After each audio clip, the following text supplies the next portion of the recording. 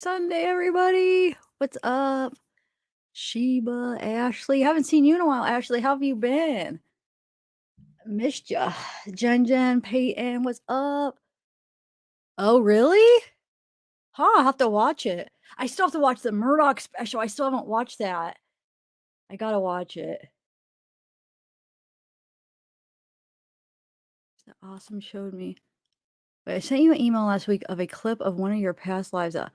Oh, you did? Wait, I haven't got an email from you. Last week? Will you send it again? I didn't get it. What is your, YouTube name? You know, sometimes this happens. You sent it to the Proton Mail? I'm looking right now. No, it doesn't look like I got it, Peyton. Hi, Soul. What's up, girl?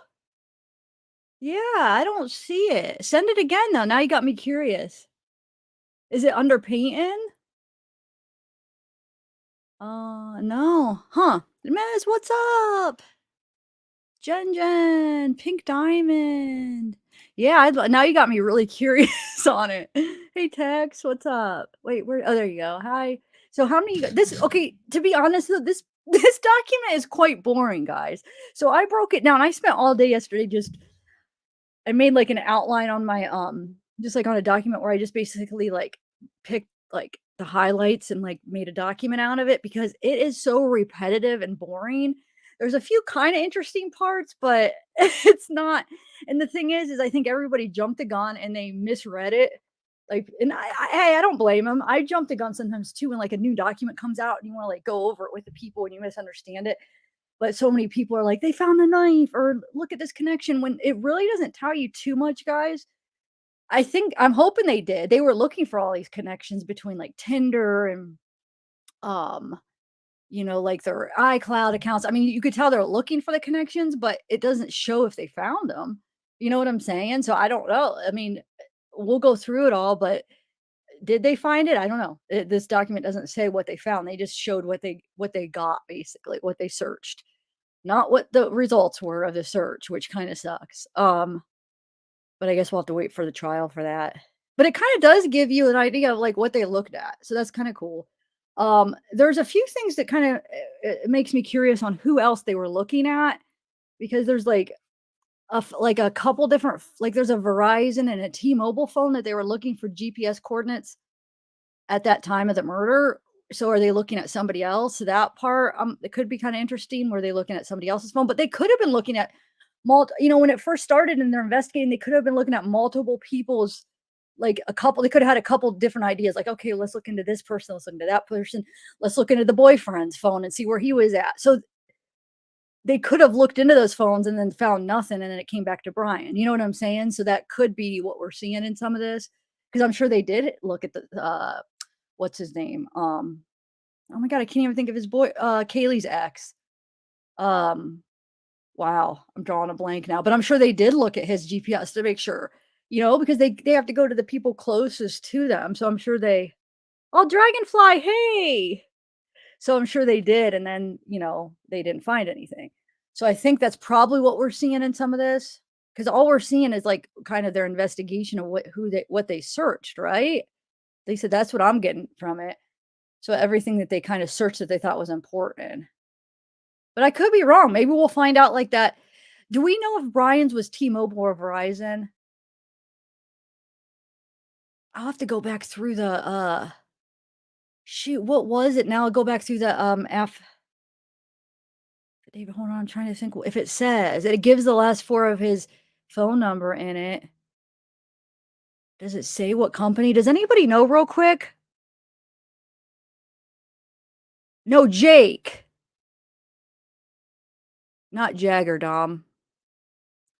Okay, T-Mobile. But then why they have a Verizon phone that they were 18. Oh, wow, I'm getting bud okay, let's just go through I don't know, I'll have to go through the other document and see. I don't know if it doesn't say it on this one because they have so many things redacted. Oh, it drives me nuts, but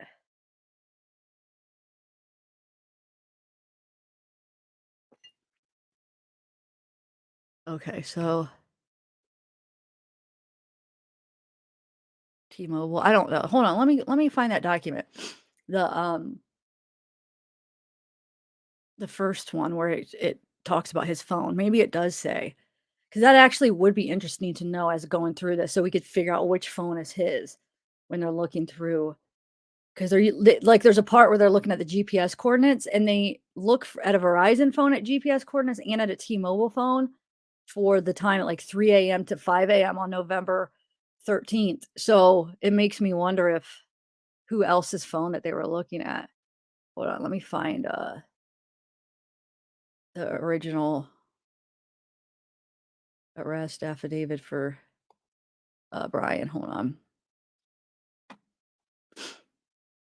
Actually, you know what I could do? I think it's easier to just Google it real quick. It comes up. You could find it like here. Hold on. It's under. Yeah, I'll just Google it and we'll see real quick and then we'll go over it because it really will be actually important to know. Gosh, I don't know why I didn't think of making sure I had all that. I went through that whole like all day. I was just going through the document, like making kind of like a outline of just writing down some of the important stuff, and I didn't get to like cross whatever stuff. Okay, so Brian Koberger arrest affidavit. Okay, let's see if it says it on this. Hold on, let's just look real quick. So I know this is the first one. This isn't the new one, but we're just seeing where Brian. So if anybody comes in saying this isn't the new document, just tell them we're just looking to see if it says about what. Why does it not let me zoom in? Oh, there we go. If it tells what Brian's phone, what service, what company he goes through. So let's see here. Because it doesn't say it in that new document. All right, let's see where they talk about his phone.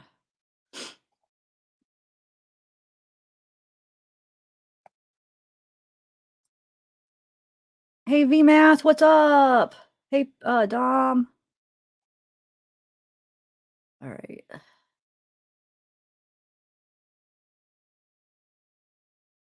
Approximately. I think it's towards the end, right? When they. Okay, Koberger. Why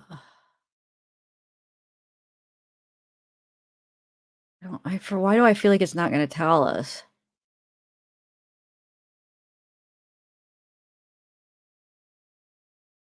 When it talks about his phone. Oh, AT&T. Yes, it does. AT&T. There we go. Okay, so Brian's is AT&T. Right here, because this is his 8458 right here. It says AT&T. Okay, good. I'm glad we checked that. Okay, so his is the AT. But wait a minute. Maybe it is AT&T. Why do I think that it wasn't AT&T who they were checking for the GPS coordinates? So now I'm going to be interested when we go over it. Maybe I'm wrong. Maybe they did. I went through there's so much crap to go through. It's like, ugh. Okay, so here is. Oh, got the wrong. This one right here. Okay, so here is the new one. Oh, okay, Peyton. I will. I will do that.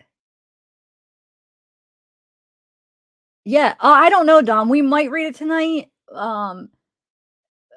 Depending on how we feel after, like how I feel after this.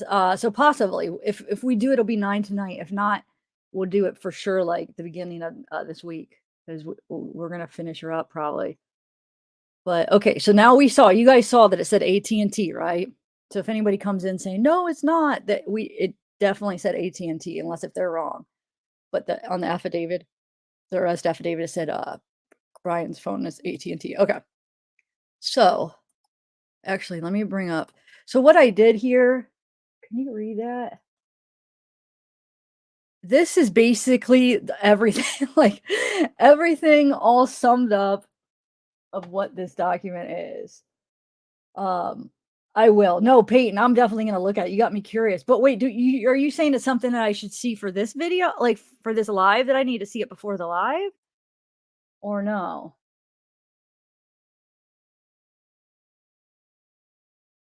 Oh yes, when his name changed. Yeah, yeah, that was so weird. It was because I forget what it was, but it was some setting, Peyton, that we had it on that it was actually taking like the literal meaning of certain things. It was so funny. Well, you saw it. Okay, I'll watch the clip though. I know exactly what that's from. Okay. So here, let me go like this, actually. So we got Apple. Let me make this a little bit bigger. Um, it's so boring, guys. So how many you guys have probably already went through most of this, right? Um, I'm just going so we have Apple Inc., Apple. They don't really say what they got from Apple. Like some of the other stuff they tell you, like what they search, but Apple, they don't really say. It's because some of them that when they ask, like here, the hearing, Ashley Jennings appear, the court records considered arguments. I think because some of them were sealed or they didn't really tell you even what they got. So Apple's one that they didn't, on this Apple at least, they didn't, this first Apple.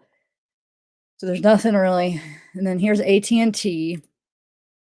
And once again, with this AT&T, they didn't really, there's nothing to look at in there. It's so boring, guys. So this is gonna be a lot of scrolling, but there are a few interesting things as we go through. Just a couple though. So AT&T, there's nothing really to look at here. At least this AT&T. Now there's like doubles. There's like you'll see.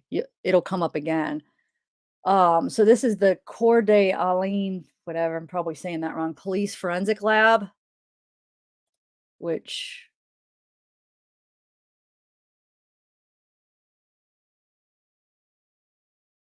yeah, there's as long as I was accurate with my notes, which we're gonna go through, and if I miss something, hopefully I'll catch it. But this one on my notes I have, they didn't really tell us anything what they got from this either. I think because some of them that's like that they sealed where they didn't like some they didn't give information and some they did. So Amazon, okay, so Amazon, here's one where they actually told us some stuff. So for Amazon, they got they well, this was the thing everybody was like freaking out. Like they found the knife. Well, what they were doing is they were looking at orders like Amazon. Hopefully they found Brian ordered them. Hopefully they'll find Brian or they went to I think Walmart, Amazon, and I think it was eBay.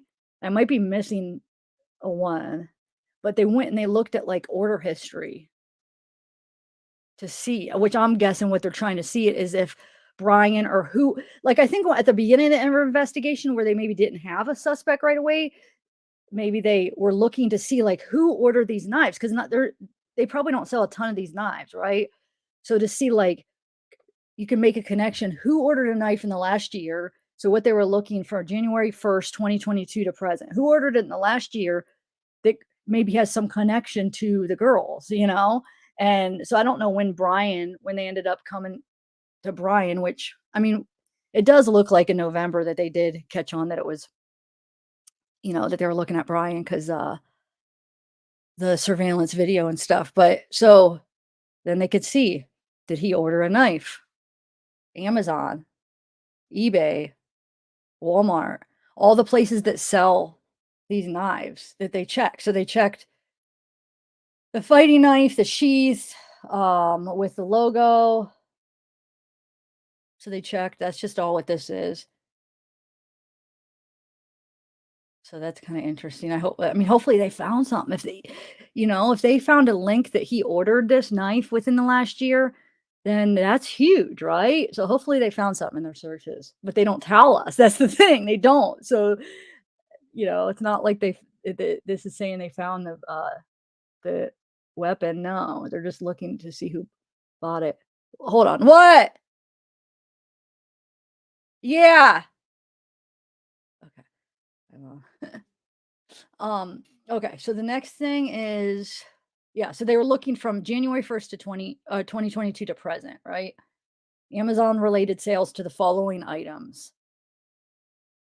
So K-bar KA1217S USMC fighting knife sheath, full size straight edge knife. So they were ordering the sheath and the knife, or they were checking. And then, Amazon related to sales of the following items for the period of January 1st, 2022. It's just all this repetitive stuff. It's basically the same stuff. American Express. So they went through the financial.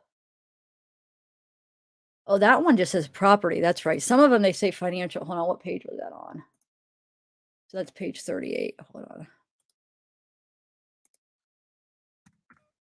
Okay. So 38. So the important things are like I always like to look at here, I'll show you. The description of the property is kind, this is where you're going to find something interesting. And then when they have this page, usually underneath it'll have some good information. But so basically, the description of the property from American Express, they have a lot redacted here, like description of property. All they have is their names, and then they don't say what, right? So and then look, all of this is redacted. So I think there was a lot on this sheet because you'll see some of them don't even have this extra page. So I think when you see this extra blank page is because it was a page full of stuff and they redacted it, is my guess. Because why else did they include a blank sheet, you know? So American Express, they really didn't say much. They just checked the victims and it doesn't say what they checked of the victims, right? Um,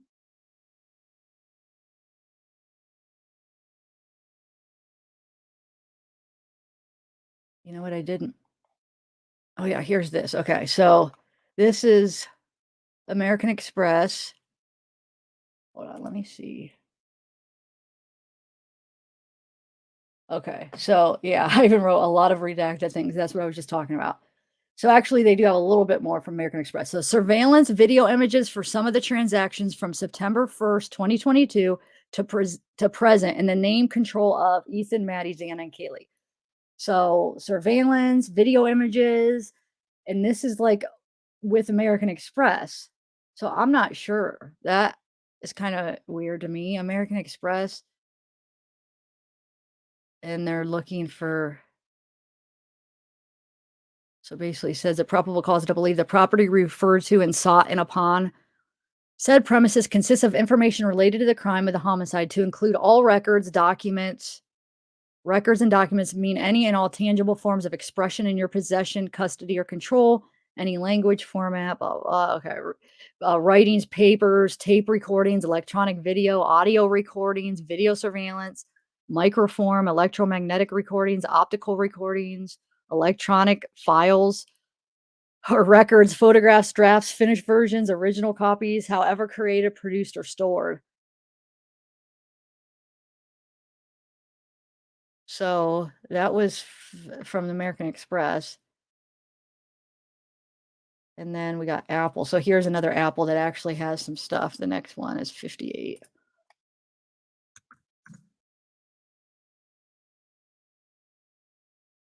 So Apple, they have description of property. Maddie is redacted because so they redacted the name Maddie, but I wrote down the phone numbers for each. So what they did is they included the phone number, but redacted the name. And the last four is 1224. So when you see 1224, that's Maddie. When you see 4818, that's Kaylee. And then I don't have the other ones written down, but you could see them all like that. I don't know. So they redacted her name and then kept 1224, which means it was Maddie. I don't know why. It's stupid, but so Maddie is redacted, but they kept 1224, which is the last of her phone number. So probable cause consists of records related to the crime of homicide on Apple iCloud account associated with Maddie Mogan with the following identifiers. So they redacted something and then a phone number and then or IMEI from August 1st, 2022 to November 18th. And it's weird because it's like, where do they get these dates from? Like what made them choose those dates, August 1st? And like for the ordering of the knife, they went back a whole year. For this, why August? I don't know. Maybe do they have some reason to believe that something happened in August? I have no idea. There's another date that September 1st is another date that they go back to on some things. So I don't know. When did Brian move to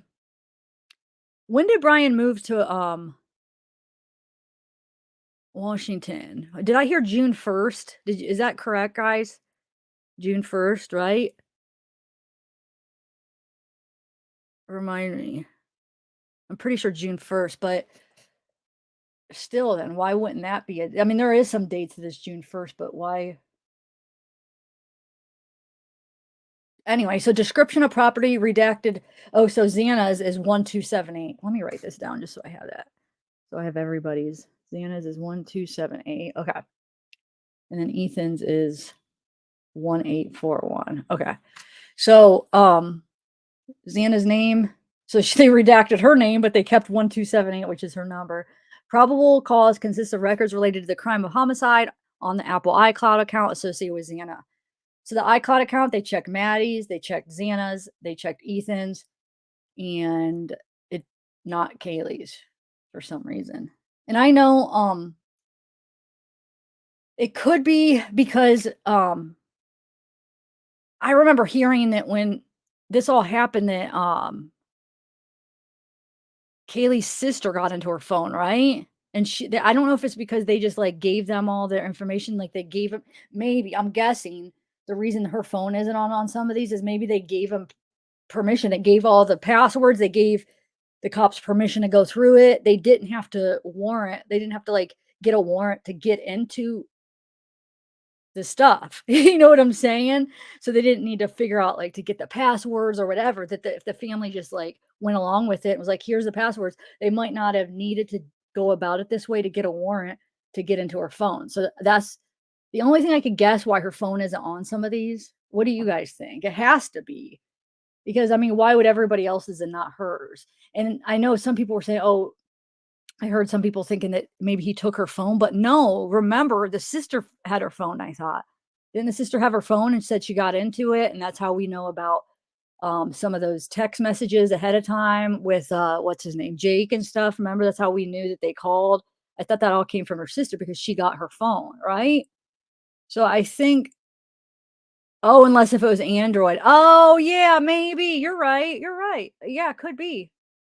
It could be. Well, we'll go through and see if we see anything else that makes us think this. Yeah, you're right though. Thank you. See, this is why I like going through it with you guys. Yeah, it could be because this is Apple, so it could just be because she has an Android, or it could just be because the family gave them all permission and they didn't need to get a warrant. Because I don't think you have to get a warrant if you just like, let's say you get there's a case and they're like, hey, can we have your phone? If not, we're gonna get a warrant. And you just give them permission. Like, I don't think they have to actually get a warrant then, right? Because you're like, no, yeah, go ahead, help yourself. Here's my password. So I don't think you would have to get one. And these are all like warrants that they got to get information. So it could be either or. It could be both. It could be, yeah, she had a freaking Android and maybe they didn't need to. But we'll see. Let's see what else we see with her phone as we go through it. And then we have AT&T. So remember, Brian's AT&T, and let me write that down just so we don't remember or forget. Brian was AT&T, and we know that because it says it on the affidavit. Okay, so where are we at? Oh, AT&T. Probable cause to believe property consists of certain evidence regarding the investigation into the crime of a homicide at 1122 King Road on an AT&T account associated with the phone number redacted between November 13th, 12 a.m. to November 14th, 12 a.m. So no, I was wrong. Okay, here's the GPS coordinates. So that they did. So this is pretty sure this is Brian's phone that they're checking because what they got from AT&T was GPS coordinates. And look at the time, 12 a.m. to 12 a.m. November 14th. So we know they had those coordinates because remember he went back on the next day. So they had that. So, and his phone is AT&T. So it's probably pretty safe to say this is Brian's phone. Okay. So probable cause to believe there are for records and info associated with certain cell towers and records generated by the cell network that are in the possession, custody, and or control of AT&T and data is in possession of the service provider and that data may contain of a homicide between November 13th to 3 to 5 a.m. So this is from his phone. So looking at cell towers, cell network. Okay. So, and then we have Bank of America. They got financial records from Ethan, Maddie, Xana, and Kaylee.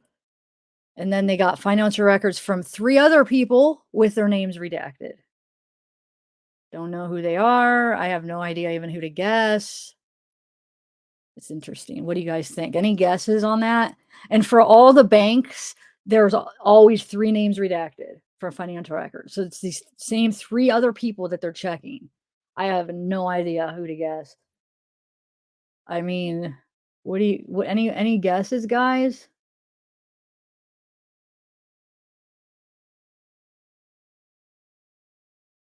General Tso. I love General Tso's chicken, they're the most. That's my favorite. That's usually what I get.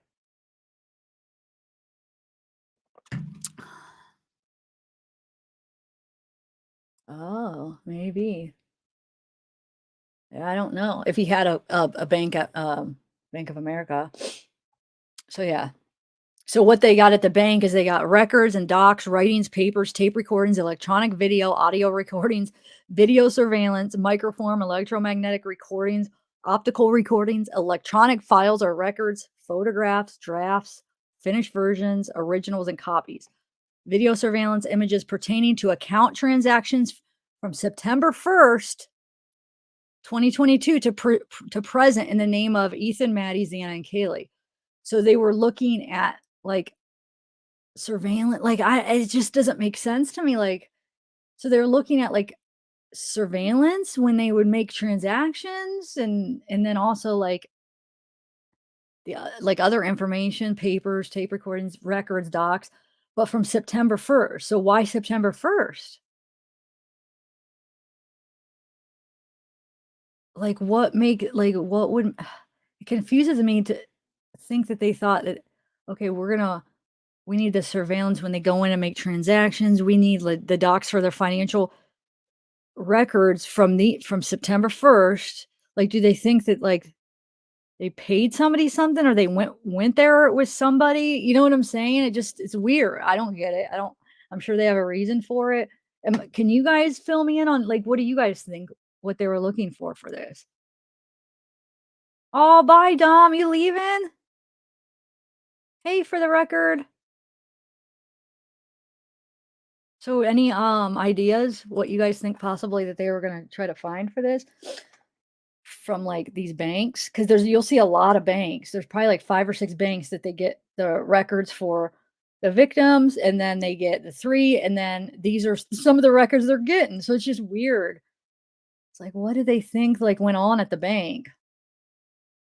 We have Block Incorporated, formerly known as Square Incorporated. Actually, you know what? I was gonna hold on one second. Let me look that up real quick. There's some things I didn't get around to doing. I meant to. Okay, so Square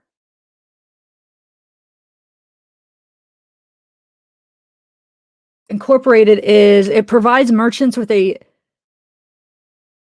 bunch of services and products to help fulfill sales transactions, employ marketing tactics, and manage inventory, staff, and finances. Um, huh. It's a cat. Okay, is Cash App a Square? Is Cash App a Square? Um, I guess a part of Square Incorporated, I guess. So Cash App was launched by Block Incorporated. So yeah, so Cash App, maybe that's what they're looking for. So Block, which was formerly known as Square, Cash App does own, or is owned by Cash App or Cash. Wait, I'm saying that backwards. Well, you guys get it. Cash App is under this company. Um, in October 15th, 2013, under the name Square Cash, it launched. But yeah, okay. So that's probably what they were looking at is the Cash App. Wonder if they found man, I can't wait for this trial to see what they found. I hope they found like I hope they have a strong case. So yeah, so this is probably Cash App. So they got records for Ethan, Maddie, and Xana, and then they got records for 3 other people with redacted names. So for this Cash App. So I'm sure Brian's one of them on that one, right? I'm sure Brian's probably one of them on all of them if he has like these bank accounts and stuff. Go Batman, it could be true. What's stone, Peyton? Stone? You have a kidney stone or something, or what do you mean? Yeah, that's what I'm wondering, like, all these bank things, like, what if there's a motive that we're not seeing? Well, I guess we had the drug motive has came up, so never mind. But what if it's, like, something that surprises us that's like, "What?" Okay, so now we got Blue Ridge Knives Incorporated. Description of property is the K-bar, the knife. Here, let me put in hold on one second. Let me put this in Google real quick. 1217S. Yeah, it's the so when you put in that code, it's just the knife, it's the fighter knife, the KA1217S, and then the sheath. So that's they're looking at orders for Blue Ridge Knives, known purchases and quantities of Blue Ridge Knives from K-Bar, and then records and docs related to the investigation of the homicides on November 13th that are in the possession or control of Blue Ridge Knives related to the sales of the following items for the period of January 1st to present. So they're seeing what sales for the sheath and the knife.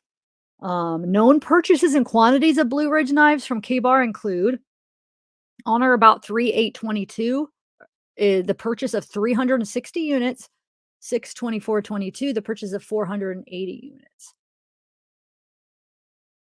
So I'm wondering if this is like the wholesale, like if this is where like Amazon gets their like where they maybe Amazon purchased some knives through them to sell and then maybe Walmart. You know what I'm saying? So maybe they went there first to see who's the makers, maybe they're original, and then who do they sell them to for that like the who sells them. You know what I'm saying? Like who is the original people selling them to so they know who else to look for like retail to see who possibly Brian could have bought it from or the killer could have bought it from, right? That's what I'm guessing. So this probably is like the sorry, all this comes up. Let me see if it actually says who the makers of it is. I'm guessing it's probably them since they looked at the purchases and then they probably seen who those were purchased by and then they looked at those sales, right? Am I looking at this right? You guys help. I want your opinion. Let's see. K-bar knives. Let's see. Actually, there's a K-bar website. Wonder why they didn't go to them. There's actually a website, just K-bar knives. Huh. Hold on. That don't even make sense then, because he could have ordered it from. You would think they would have checked everybody that sells them.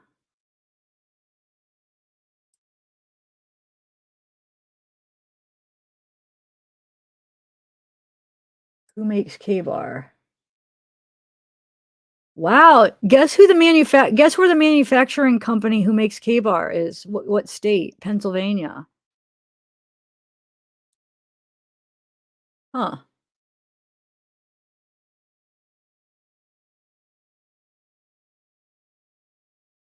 All right, let's see. What is it? Does the military still use K-bar knives? Years after World War II, many K-bar knives were unofficially reactivated in the Korean, Vietnam, Desert Storm, and Iraqi freedom conflicts. Today, the original USMC fighting and utility knife remains the first choice for many men and women of service who carry it as their personal knife option. Hmm. Anyway, so yeah, I don't know. I don't know what the reason they did how they did it, but I'm sure they know way more than me. So yeah, they looked at the purchases and I'm sure whoever they sold them to, they probably looked at their transactions. Okay, so you have Charter Communications Inc. The description of property that they got from Charter was a router. So actually, let me see something. So Charter Communications Inc. is we connect our customers to superior communications and entertainment products with the highest quality service from Spectrum Internet. So it's just a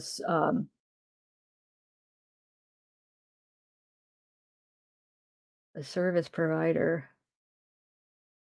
Like I have Spectrum, So it's like so I bet you maybe Brian had Charter Communications maybe, so they got a router or maybe it was at King Road, I don't know, but they got the router from it. So,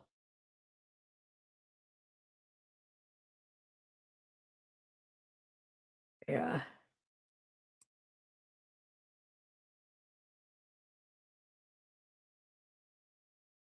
So, yeah, whatever, they got the router. Okay, so then Discover Bank, Discover Financial, um they have financial records for all of them, and then 3 redacted names, same stuff, which this is it's so confused or so, like, intriguing to me, like, what was it that they looked all these banks and they wanted, like, transaction history of video surveillance and images pertaining to all account transactions, tape recordings, that doesn't mean they got all of this, but they just because there might not have been anything to get, but they requested if there was. So maybe they're some people don't even go to the banks. They just do everything online. So they might have, oh, they have a bank account at Discover. So let's look and let's request anything to see if they did. And maybe they never even went to the bank at all. So there wouldn't be no surveillance. You know what I'm saying? But they just requested everything and then whatever they had. So it's not guaranteed that they actually had all of these stuff. So who knows? A lot of people, especially young kids, don't go to banks anymore. They just do it online. So I'd be surprised if they had any surveillance or anything on these banks. But yeah, so it's crazy that if that they had that they have so many bank accounts. I only have one. I mean, I know I did at one point. I think I have two. But okay, so now Dropbox, legal compliance. So probable cause to believe property consists of info related to the investigation of the homicide on the Dropbox account of redacted with any of the following identifiers. So they redacted of the account of, and then the name's redacted here. Actually, I wanted to put it like this. All right, hold on. It sticks out a little more. Okay, so yeah, so the name's redacted. Don't know who it is, and it says with any of the following identifiers, so email addresses, redacted, and/or redacted something, and/or redacted something, and/or phone number, redacted. So I don't know whose account they were looking at. I'm guessing since there's only one that was one name, maybe it was just Brian's. I don't know. Or I guess maybe only whoever had the Dropbox, because not everybody uses it probably, right? I don't really use it. I have it, but do you guys use Dropbox? Let me see if there's let me just see if there's anything else that Dropbox could be besides what I'm thinking. It's gotta just be what I'm thinking with this, wait, legal compliance. Hold on. Let's type in the whole thing. Oh, okay, just to give them legal consent. Okay, never mind. Yeah, looks like it's just what we thought.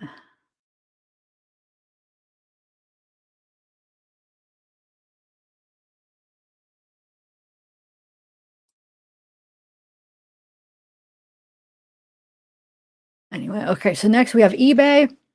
Probable cause to believe that property referred to and saw in or upon said premises consists of info for the crime of homicide in the possession or control. I have one too many S's over there. Or control of eBay related to the sales made to the following users from January 1st to present for the following items. So you have the knife and the sheath. And then Idaho Central Credit Union.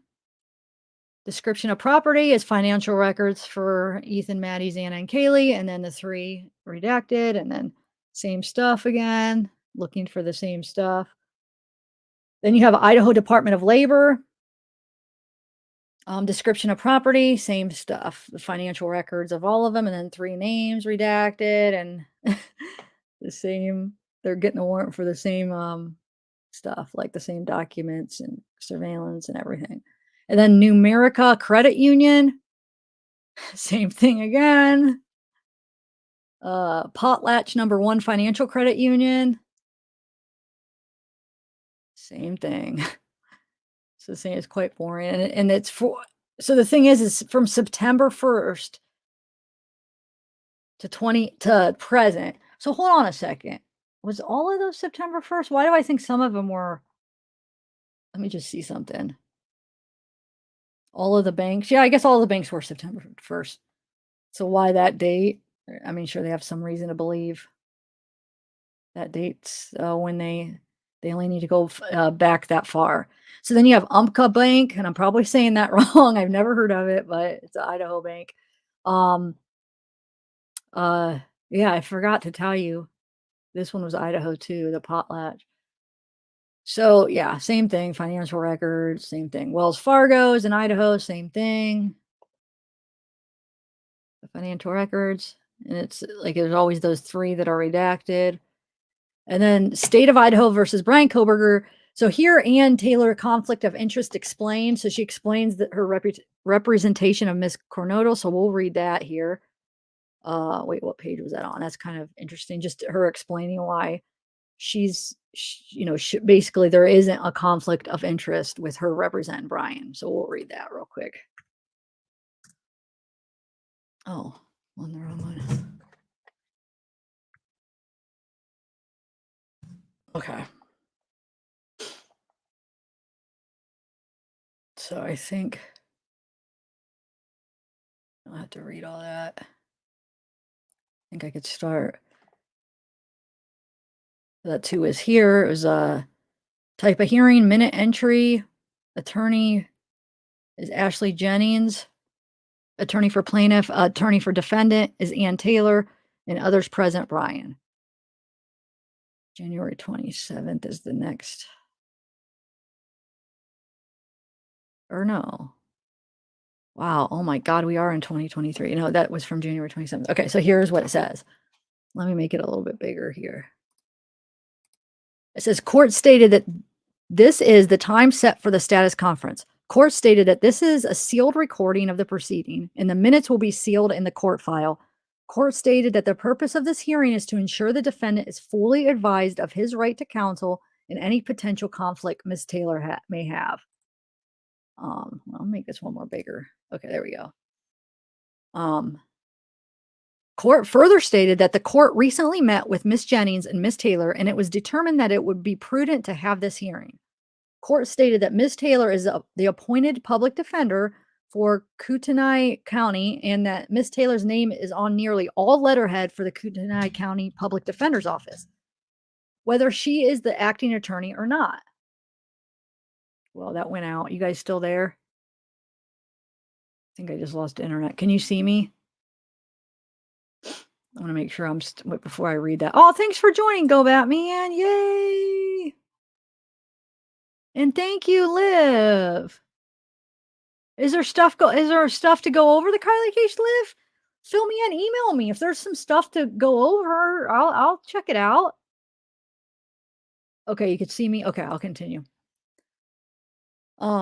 So court explained to the defendant that a conflict of interest can arise if counsel currently or previously represents an individual, or if there is some other conflict such that they would need to withdraw. Court stated that this court generally leaves the issue of conflict and the decision if it is necessary to withdraw to each attorney on a case-by-case basis, and to allow counsel time to discuss this decision with the individual they are representing. Court stated that based upon discussion with counsel this morning, it is the court's understanding that the defendant is in agreement with Ms. Taylor continuing to represent him, and further stated that it is the court's understanding that Ms. Taylor does not believe there is a conflict. The defendant stated that this is correct. 12:51 p.m., Ms. Taylor stated that her name appears on every document in the public defender's office, but below her name is the individual who actually represents the named individual in the case. Ms. Taylor stated the specific issue with the media has brought attention to our two cases involving Xana Coronado's mother, Miss Coronado. Ms. Taylor stated that there was an open felony case that she was not assigned to, and the case has since been conflicted out. Ms. Taylor further stated that there was a 2017 misdemeanor case which was sentenced and her office was waiting to withdraw from.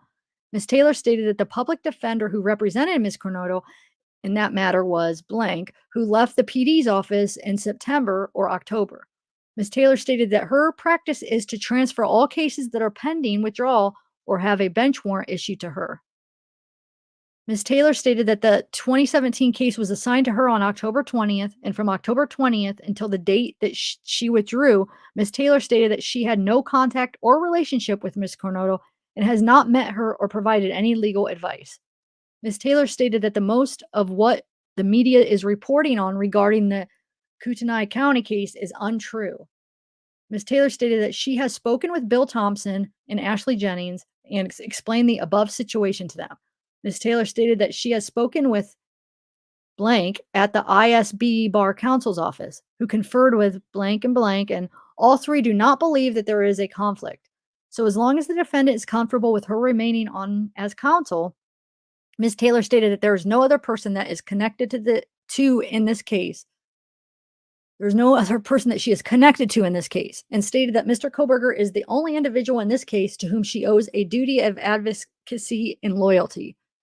12:54 p.m. Upon inquiry from the court, Ms. Jennings states that this is her understanding as well. Court questioned the defendant. The defendant stated that given the information he has heard in the conversations he has had with Ms. Taylor, he feels comfortable proceeding with her as counsel. 12:55 p.m. Court advised the defendant of his right to have an attorney, and if he believes there is a conflict, the court can find and appoint different counsel. The defendant stated that he understood. Court questioned the defendant. The defendant stated that it is his wish to proceed with Ms. Taylor as counsel. 12:56 p.m. Court stated there is a lot of speculation surrounding this case and has spoken with the attorneys regarding staying focused on the facts. Court appreciates this issue being brought to the court's attention and stated that this information appropriately covers any concerns. Court recessed at 1:05 p.m. Okay. So that's that. So let's go back to mine. So we have DoorDash is the next one. Description of property. It just says King Road. So obviously there's some stuff redacted. Let me go down to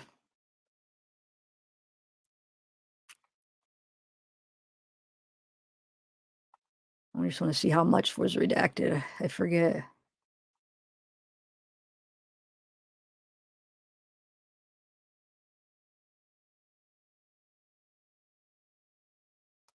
So this warrant was served on 12/6.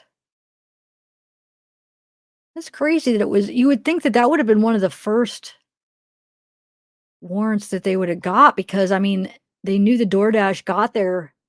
Well, maybe they didn't know what time the DoorDash got there because that would be like a huge thing. Oh, shoot, they got DoorDash around the same time. Like, we need to see what's the deal. But yeah, so King Row, yeah, it doesn't look like there's a lot redacted. I mean, there's obviously something because it just says King 1122 King Road. So, um, then we have Extreme Networks. So Extreme Networks is an American networking company based in San Jose, California. It's it designs, develops, and manufactures wired and wireless network infrastructure equipment and develops the software for network management, policy, analytics, security, blah, blah. So it's actually the leader in the cloud networking focus on delivering services that connect devices, applications in new ways, and people in new ways. Um, where are we at? We push the boundaries of technology, leveraging the powers of machine learning, artificial intelligence, analytics, and automation. Over 50,000 customers globally trust our end-to-end cloud-driven networking solutions and rely on our top-rated services and support to accelerate their digital transformation effort. But basically, it's LinkedIn. We have Twitter. We have Instagram is under it. Oh, why doesn't it say Instagram? Instagram is one of them. So Facebook, LinkedIn, Instagram, Twitter. Or no, no, no, no, that was the other one, I lied. Extreme Networks is that was the other one that's, LinkedIn, or the other one erase that. We'll get into the Instagram and Facebook one. So this is actually when I typed in Extreme Networks, LinkedIn came up. So I don't know if it's connected to, like, LinkedIn because, I mean, we heard that they have LinkedIn, but see, it doesn't say what they searched. It just says Extreme Networks, and then there was nothing else. So And I think it's somehow connected to LinkedIn is what I'm guessing. I don't know. Let me know if you guys know. But this is what technically what they do. And then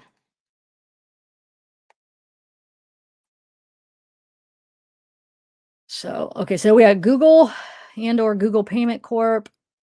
Doesn't really tell us much. Then Inland Cell, nothing. Like who's Inland Cell? Like was there like a burner phone or something? I mean, like let's hold on, let me look up Inland Cell. Or like were they going over? Oh wait, where am I? Ooh, wrong one.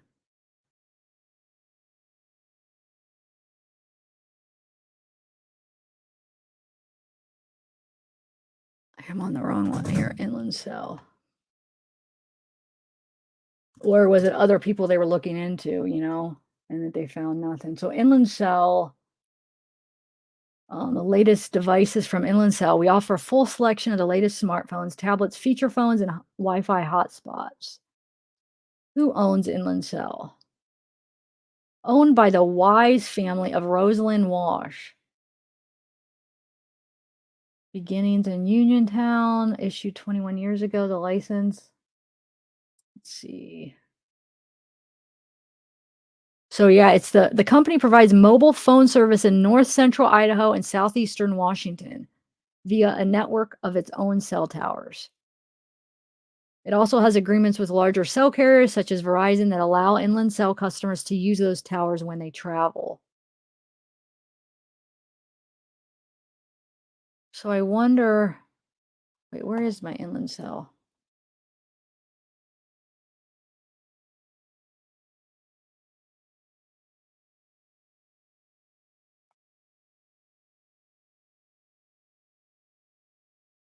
Oh, I must have somehow.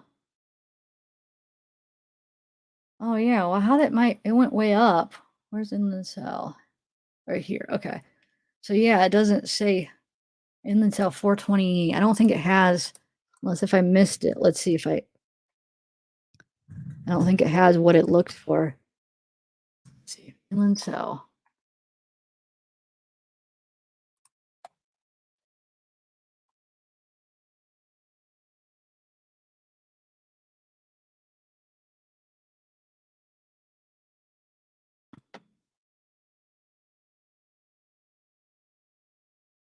So so when they 17th day of November, so they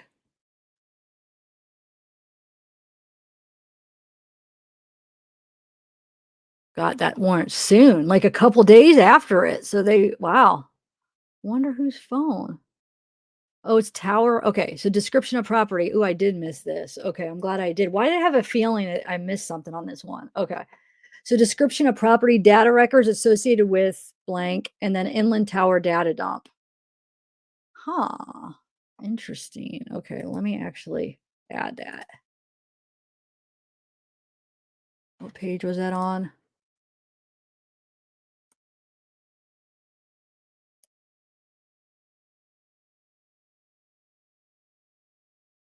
430. Okay, let me just add this real quick. Okay, so wonder if it was more to data records associated with it's probably somebody's name, right? And then inland tower data dump. Interesting.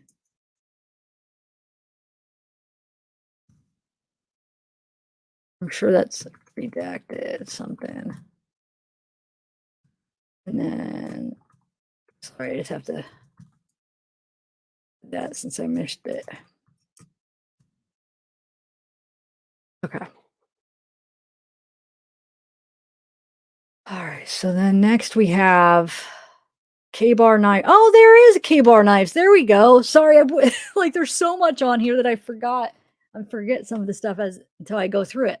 So yes, they did look at the K-bar. I was gonna say, wait, K-bar has their own freaking um company. Like, why didn't they look there? Well, it's good, they did. So yeah, that makes sense. They're just looking at all the places that sell those knives and looking at the transactions to see, you know, did Brian buy one or who bought one with any connection to these victims, So 37. Wait, hold on one second. I want to make sure I didn't miss anything else with this inland cell. So that was the 17th. So they were just so soon on that, which is good. I should have wrote the dates that they did all these warrants on these, because it kind of is interesting to know like how soon they were looking into certain things. Maybe I'll go through that later and do that. So here's what they did. Let's see, records generated. Let's see, where do I? Oh, probable cause to believe that the property referred to and sought in or upon said premises consists of records and information associated with cell towers and records generated by the cell network that are in possession, custody, and control of inland cell. So cell towers and records generated by the cell network. Okay. A cell service provider, this data is in possession of the service provider, and the data may contain evidence of a homicide between November 13th, 2022 to 3 a.m. to 5 a.m. Okay.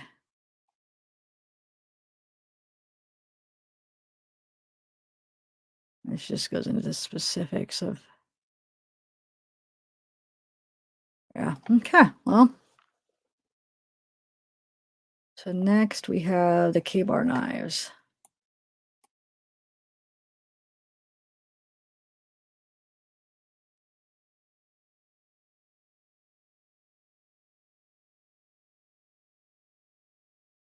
So this is probably going to be the same thing, where it's going to be the description of property is going to be the knives, the sheaths, and then yeah, I guarantee watch. Yep.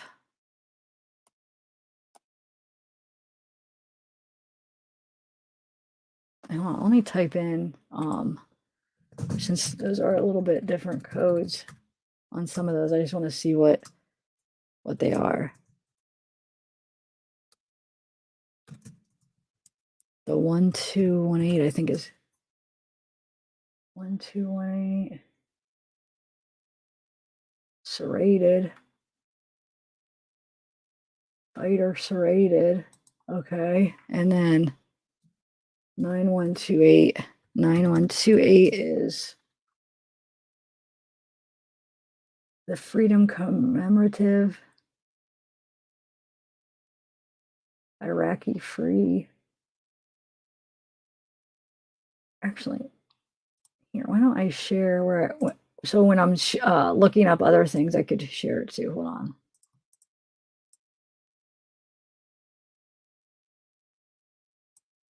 Okay, so for that one, it's this, and that other one was a serrated one. So I think they're looking at all different possible the K-bar knives that would fit into this the known sheath, right? Is what I'm guessing. So this is 147 bucks. So that's the 9128 one, and then 1218 is the serrated edge. So it's a little bit different. 134 bucks. And then you have the 1217S is the leather sheath. How much is that? That's $20.04. And then what else? 1217 without the S. Straight edge. Oh, so that's just, it's 134. It's just the straight edge. So there's different types of knives that they were looking at on this one. Well, this is the only one where they added the 1218 and 9128, like the commemorative one, and then the that other one. Wonder why they didn't check them on like Amazon and eBay and stuff. Huh. Anyway, so that's that. All right. Oh, look. See, I missed this. So there are some stuff that I missed on my outline, which I'm gonna have to I won't do it all right now, but I'll just put missed so I could add it. But see, I realize which ones. Like when I look at it, I'm like, no, I know that there's ones on this. Okay, missed. Go back. I don't know. Okay, so that'll be enough for me to realize what I need to do. Okay, so let's look at this. All right, so we have 9140. I'm gonna, I'll share my other screen in 1 second. Let me just see.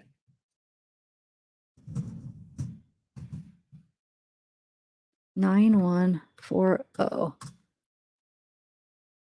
Okay, so that's this here.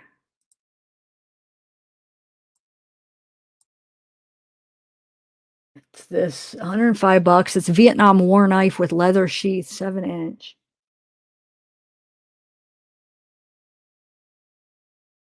Okay, and then we have 9169.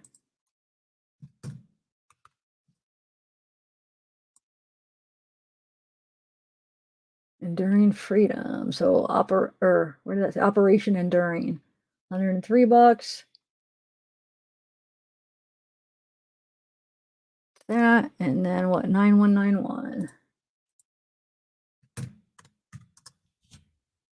K-bar commemorative. So 83, that's a cheaper one. But I wonder with it makes me wonder with their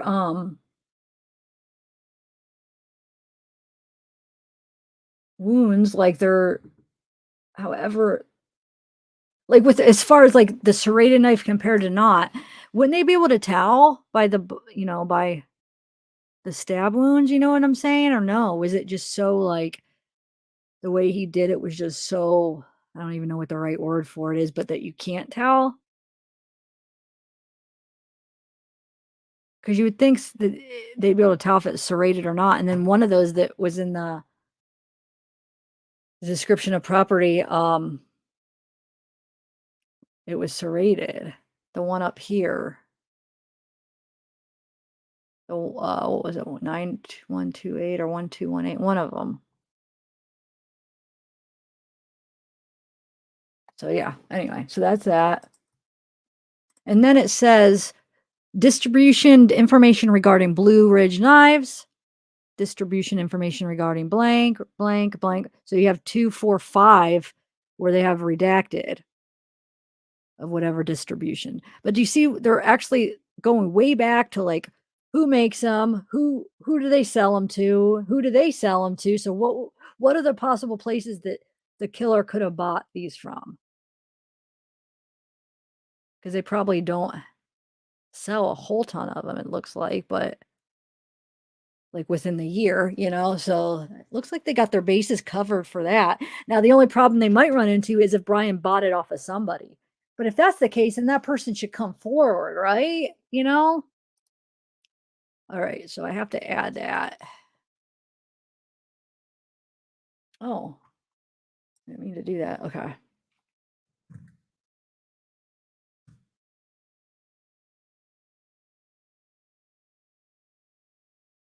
So we have eBay, 453. I feel like these are the ones that if I did miss him, it's going to be on these couple coming up. So I'm going to look at it through here. Okay, so we have eBay. Yeah, so we have the K-bar knives. That's what they're looking at. Issuing a warrant and probable cause to believe that the property referred to and sought in or upon said premises consists of records and documents related to the crime of a homicide in the possession or control of K-bar knives incorporated related to the sales of the following items for the period January 1st to present. So let's see, they highlight that. Okay. So it has all these. I can't believe I missed this stuff. Sorry, guys. Oh, why is it doing it like this time? I kinda like that.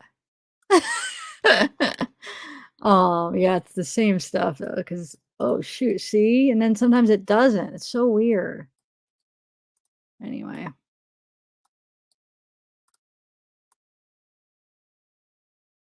All right. So it just has the same stuff.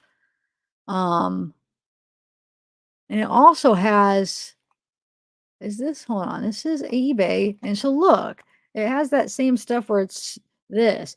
The records and documents, are not limited to writings, papers, tape recordings, electronic video, audio recordings, video surveillance, electromagnetic recordings, microfilm form, optical recordings, all that stuff that all the bank accounts had too. So like I said, I think they're just getting a warrant for everything, and then what if they don't have anything on that stuff, then there's not gonna they're not gonna have anything on it, right? Um, signature cards, statement data, monthly accounts, identification of the name assigned on the debit cards on account, deposits and supporting documentation, including but not limited to cash. Go, because this is just the eBay stuff, right? We're still on eBay, right? I think. Yeah, eBay. Okay.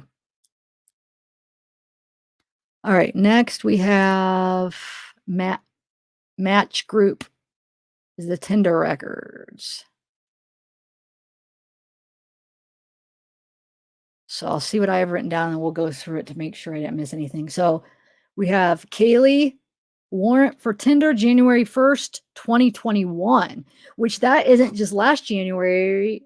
Okay, so it wouldn't be like last January, like a whole almost over a year from now.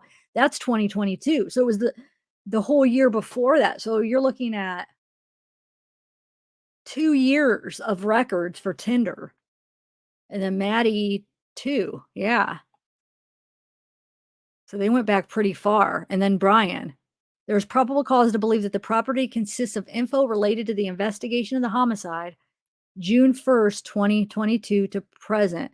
So what's weird is for Brian, they only went back to June 1st, 2022. But why did they go back so far with Kaylee and Maddie? Isn't that weird? Let's go through it, make sure that they didn't miss anything on that. So that's 458. All right, hold on. Like, why wouldn't they go back to Brian that far? So they went back Brian June, and I think that's when he moved in, right? Moved into Washington where he lives. Was it June 1st? But so that makes me think so maybe this was at the time when they weren't sure. Let's see, February. Maybe when they weren't sure it was Brian, so they were let me see when they got the warrant for that because I want to see if it's like, oh, they were just looking at Tinder and they wanted to look at Brian, but they wanted to, see who else they may have met up with because they weren't sure yet. I have no idea because you would think that they would go back that far with Brian too then, if it was already past the point where they knew that it was probably him. But I guess there could always be more than one person, right? Okay, here wait, warrant 11/29. Okay, so that's when they got the warrant. So yeah, that was. I'm gonna write that down because I want to see what was the date when they realized as far as the surveillance. We're gonna go back to the affidavit and look through that. Hold on. Tinder warrant. And then I want to put Brian was June 1st, 2022. And then Kaylee and Maddie was January 1st, 2021, which is just weird to me. Okay. Oh, who are we praying for, Patrick? Oh, yeah. Oh, you're in Palestine? Oh my God, yes, pray. My mom like, looks into that stuff, has been looking into that a lot. It's crazy. Hi, Brian. Hey, Michael. Who else do we have? Proud Mary. Are you named after the song? Patrick, hey, Alyssa. Bri, Deidre, what's up?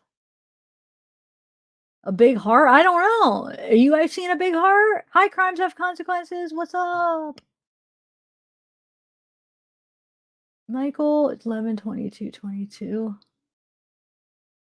Wait, what do you mean the address? Did I miss something? You said the address is 11/22/22? I don't know what you're referring to. Huh. I don't know. Let me know, Michael. So then the description of property for this Tinder is right here. We got, oh, I hate when it does that. 4148. Kaylee, that's Kaylee. Description of property, yeah, Kaylee. But why not Maddie? Wait a minute.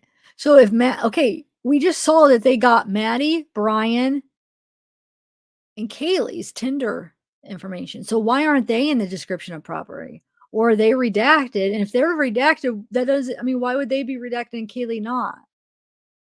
And I don't think, because if each person's taking up 2 rows, that wouldn't even be enough room for all 3 of them. So that doesn't, that's weird to me. They should all 3 be on there, right? Oh, wait. No, maybe they're doing one at a time. Hold on. Hold on. I might have spoke too soon. Yes. Okay, so here's Kaylee's right here. So probable cause to believe the property referred to upon said premises consists of information related to the crime of homicide on the Tinder account of Kaylee Gonzalez with any of the following identifiers. Kaylee Gonzalez, mobile phone number of blank, just gives us the last 4. Email addresses, doesn't tell us. And then there's and then redacted. So just identifiers is probably maybe her profile name. I don't know. Who knows? But they're looking January 1st to present. Let's see what, so if we'll see what they're looking for with her. And then if they do go over Maddie and Brian, we know they looked for the same stuff for all of them. So I won't repeat reading all of it. But so all personally identifying information and adult oriented personal information associated with the username and retained by the operators of the service, including, by way of example and not limitation, biographical data, geographical location, electronic mail, email address, profile information, primary picture, other private images, pictures or videos, credit card information, and billing information. All device identifying information, including by the way of example and not limitation, the identifier for vendor number, International Mobile Equipment Identifier. So that's what IMEI stands for. What? I want to see, I want to look that up. Like, what is that exactly? Just out of curiosity. Hold on. I like to learn stuff. Let's see. IMEI. Let's see what you could, like, that's all about. Every phone number has a unique number, 15 digits, that tells you the make, model, and if it's ready to use on our network. Most phones are compatible. IMEI status check. So you could dial #06# to get your phone's IMEI or find it in the phone settings. Okay. It means International Mobile Equipment Identity is a unique number for identifying a device on a mobile network. You can think of it as your phone's social security number. It has 15 digits and it is assigned to every GSM phone. Okay. There you go.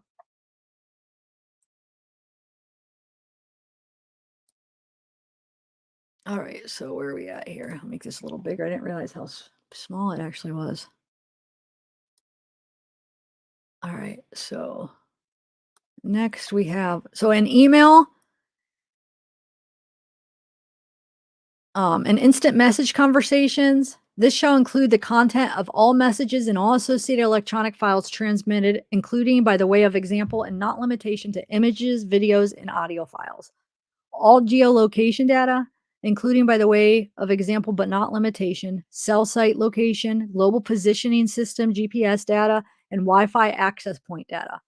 All internet protocol, IP addresses, and attendant information, subscriber information involving accounts registered, all communications, content and records, data files, deleted files, email, text messages, the content of communications, conversation history, photographs, video, notes, voicemail related to the accounts. This data will also include attachments, source, and destination addresses, time and date information, images, and any other records. Subscriber information, conversation history, photo and videos belonging to account holders communicating with Kaylee Gonzalez. So photos and videos belonging to a, okay, anybody communicating with her. So that's good. Um, did we see what date the search warrant was for? Hold on, I just want to write that down. Urgh. Did it say? Say it's right here. It should, right? November 29th. I want to just put that in here because it is kind of interesting to know what. Um,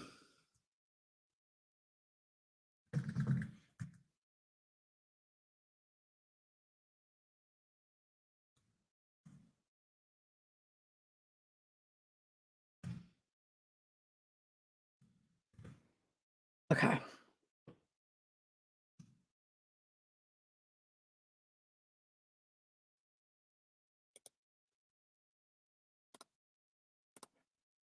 Okay, so let's go.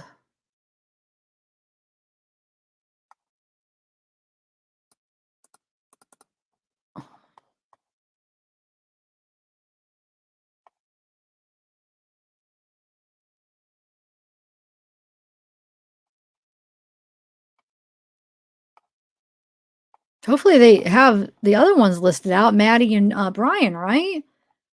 They should have it just like how they had Kaylee. Yeah, here we go. So here's going to be somebody coming up. Wait. Different date. So they're not all the same when they got the search warrant. So wait a minute. So Maddie's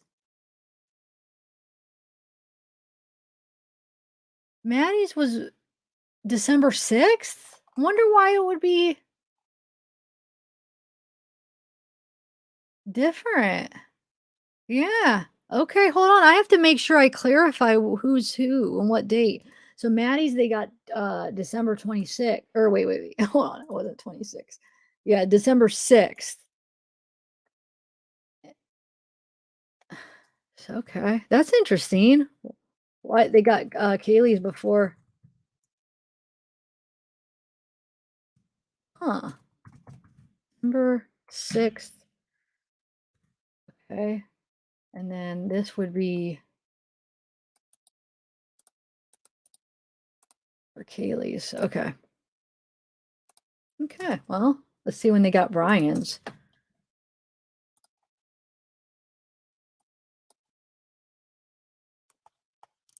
So here's the description of property.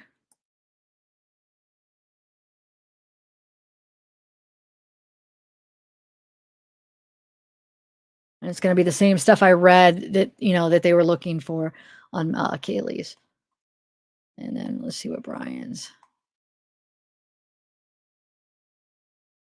I know it's probably making you guys sick, this scrolling. I should probably hide the screen while I do that. So Brian's is December 22nd. Okay. Huh. All right. Let me write his down. So they got their search warrant for Brian's December 22nd.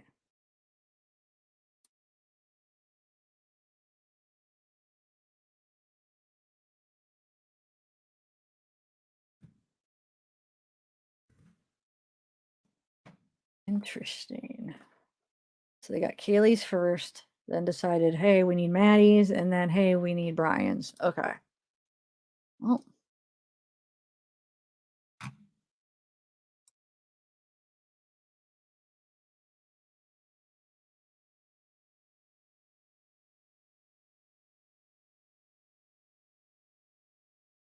if they found something that wasn't on the search warrant, they had to go back and get another.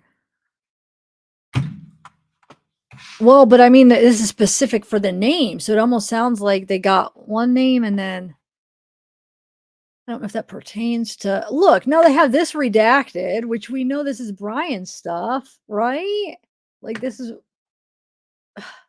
it's gotta be because we know that the three people that they got search warrants for was Brian, Maddie, and Kaylee. But yet when they get to Brian's, yeah, they don't say, oh, let's redact it, right? But look at all the redacted stuff under Brian's. The other ones didn't have that. Unique identifiers, all of this. Remember, let me make this smaller to hurry up and get to, so that was 490. Remember, look, Maddie's and Kaylee's didn't have that. Look, hold on, let me just bring it back up. So I wonder why he had so much more redacted. See, look, wait, right here. That's all, and Maddie's was the same one, or Kaylee's was like the same, only a couple lines. And then Brian's, which they have his name redacted on that this part, is look. Wow. Let me write that.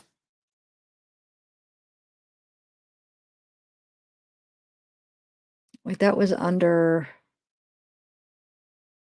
description of property, right? Yeah, description of property.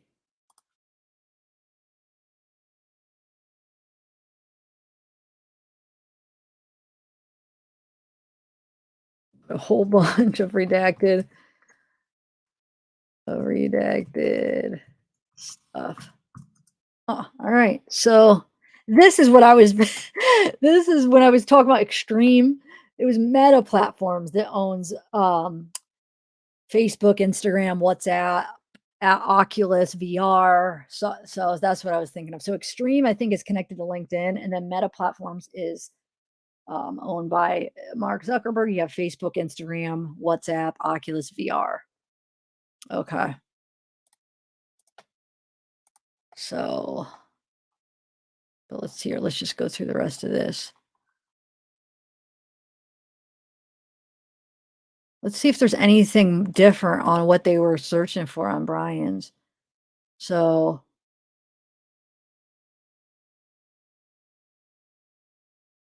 yeah, okay, here, look, all subscriber information between March 1st, 2021 to March 31st, 2021. So that's kind of specific because I don't think on theirs. Hold on, guys. I want to go back on theirs. What was theirs? 468. I'm pretty sure on theirs it didn't have. We read it, it didn't have anything like that. Yeah, look. So it's January 1st, 2021 to present. And then, yeah, so that's kind of interesting. But wait, I have a question. If they're talking about that from March, then why, when they searched his account, they only went back to June 1st? See, that doesn't make sense to me.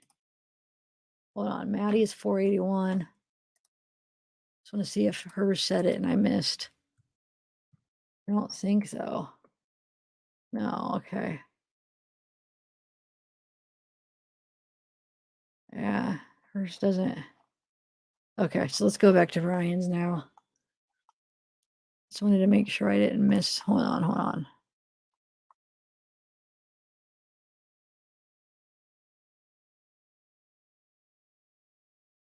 Oh, all right. Huh.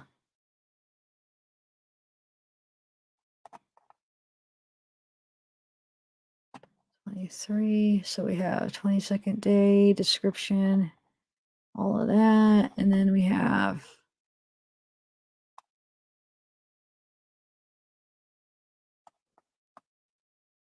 okay, so all subscriber information between March 1st to March 31st, including but not limited to, biographical data. So it says same stuff was the first thing we read on Maddie or Kaylee's and Maddie's. It has the same stuff, but they didn't have the specific dates for it. So what they were looking for is all the way back to what, January 1st, 2021. But for this, it's like specific just this month. At least for this information, this specific information. Um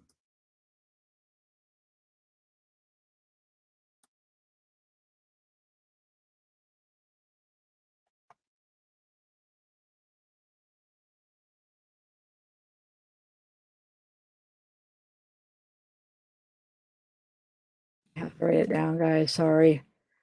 It's just so I have some, so I could go back to it and have it because that's those dates to see if I find any like reason.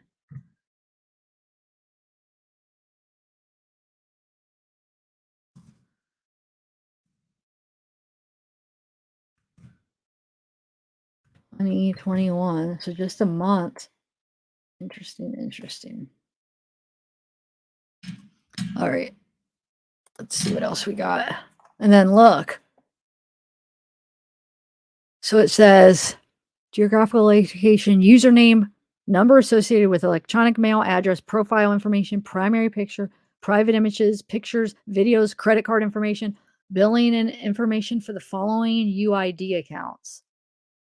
And then it's all redacted.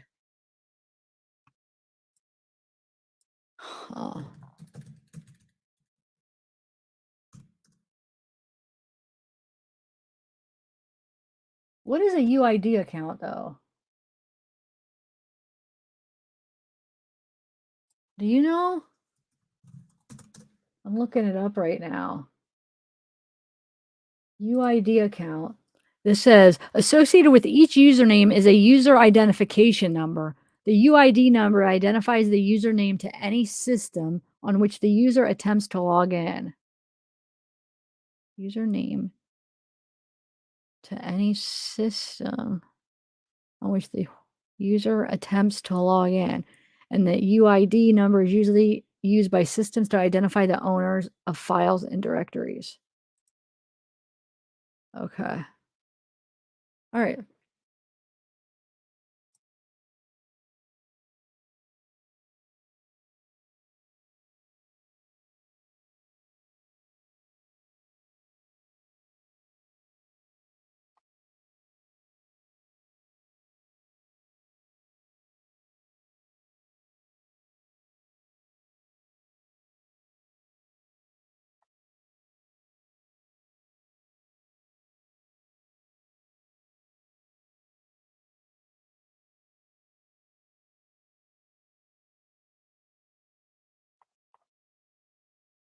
Okay, so Tinder looks like. Oh, wait, maybe there is more. Hold on. Is there going to be more? Okay. So here's another warrant. So this is probably what they did. Whoever was saying with they didn't get what they wanted. They'd have to do another warrant for something else specific. I'm guessing because this is, look, on the 26th day of January, they're doing another warrant. Description of property. Look at all this redacted.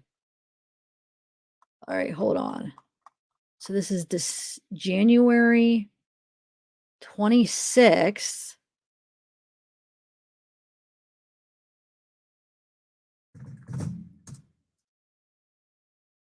This is at page 508. January 26th.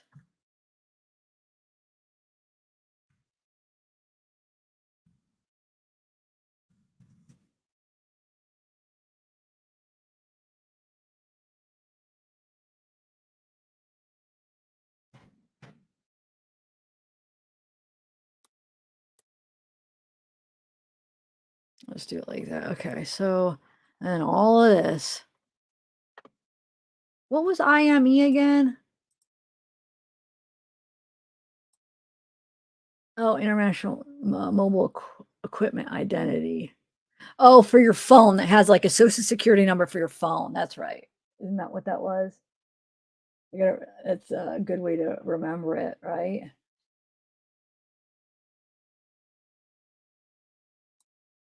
Yeah. Okay. So this phone, which they didn't say who, like whose is this that they're getting more information? I'm guessing probably Brian, but on January they go back for another warrant. Um, let's see if they tell us anything else.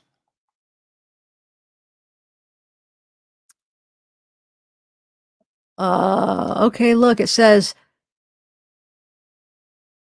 the property referred to and sought in or upon said premises consists of information related to the investigation of the crime of homicide of Maddie, Kaylee, Sienna, and Ethan at 1122 King Road, Idaho, on the Tinder account of Brian Koberger with any of the following identifiers: email addresses blank and or blank and or blank and or blank and or blank, generated between June 1st 2022. So wait a minute. How do we know that one on December 22nd is Brian's? It didn't have a name. And I was just assuming because I didn't realize that there was another one. I was assuming because we at the beginning it said Brian, Kaylee, and Maddie. And we already did Kaylee's and Maddie. So I was assuming the other one had to be Brian. But maybe not, because this is Brian's. So maybe the other one was somebody else. It didn't say. Remember, the name was redacted. What do you guys think? Because let me know, because if it, I'll have to change this. See, because I added it, I was thinking it was Brian, but it didn't say. Huh? Where is it? Right here.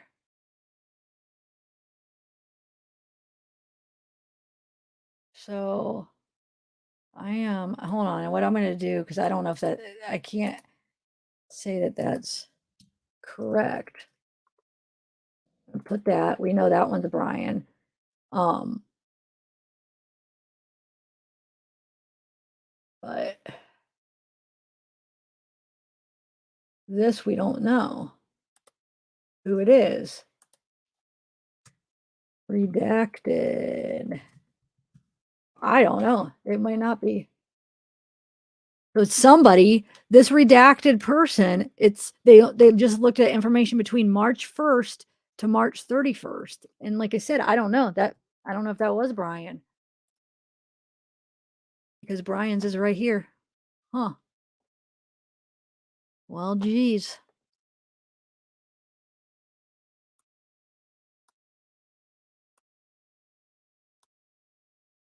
And they checked Brian's from June 1st, just back to June 1st, 2022. So June 1st to present. Yeah. All right. And it looks like it's all that same stuff that they checked for the Kaylee and Maddie. Okay.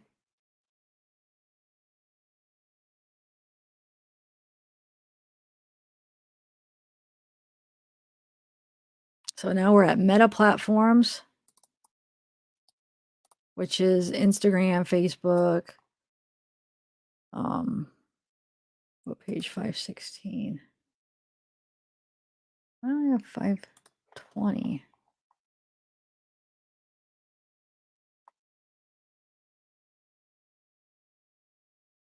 Starts on 516. I just put the wrong number. Okay. So on October 28th, 2021, the parent company of Facebook changed its name from Facebook to Meta Platforms to reflect its focus on building the metaverse. According to Meta, the metaverse refers to the integrated environment that links all the company's products and services. Facebook CEO Mark Zuckerberg announced that the company known as Facebook would be changing its name. The company, now known as Meta, will still have Facebook, Instagram, WhatsApp, and Oculus VR under its control. Meta will focus on the metaverse, a shared virtual environment, as well as its other popular apps. So they got Xana Coronato's Facebook account from August 1st, 2022 to November 19th, 2022. They got Kaylee Gonzalez's Instagram account from August 1st to November 18th. And then it has 2 or 3 names redacted. And then has Ethan, all Instagram accounts from August 1st, 2022 to November 20th, 2022. Isn't that weird though? Like one of them they go to the 18th, one they go to the 19th, and one they go to the 20th. Why is that? Is there a reason? Because I mean, it was days after the crime. I mean, who would have been using their accounts? It shouldn't have been anybody using their accounts, right? But I understand, look, because what if somebody hacked in? I mean, you just never know. But why are there there are different days, 18th, 19th, and 20th? It's weird. But anyway, so there's 2 names that are redacted. So let's go look at it here. So what page we're on? 526. All right. I'm going to go through these like this, make sure. Oh, wait. Yeah. Let's see when they got a warrant. Okay. So the warrant 11/21 for Facebook. So this must have been Xana's, right?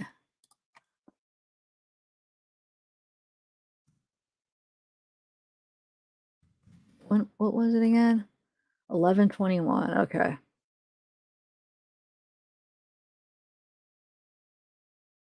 I'm gonna write them out like I have in November. No, hold on. Sorry, guys. I'll just do them as quicker this way. 21, 22. Okay.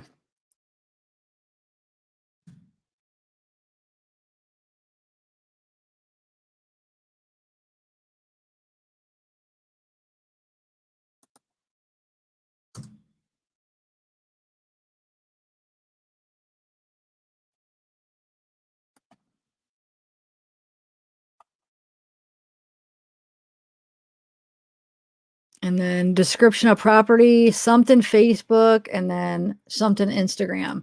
So it does look like they got Instagram too for er, for Xana.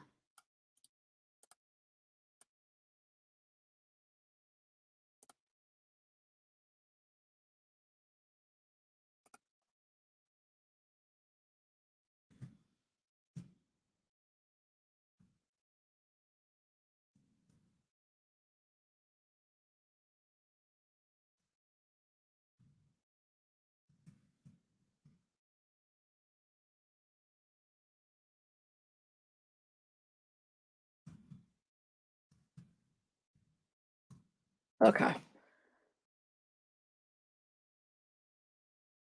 And then we have Give back to January on all the DoorDash deliveries to the address for 11 months. Thanks, Serpentine.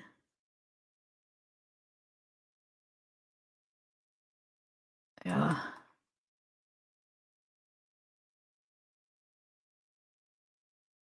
Yeah.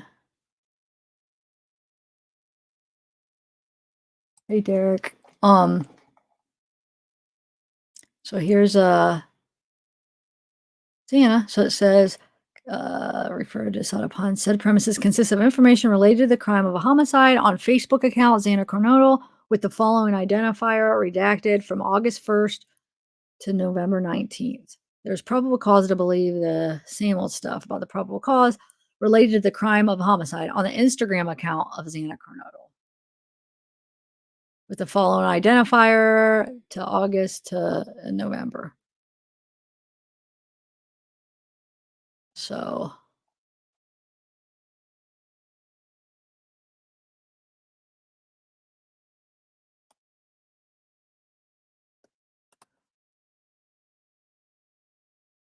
I don't think I need to write all that out. Yeah. We have all, yeah, I think that'll be good. I'm not gonna.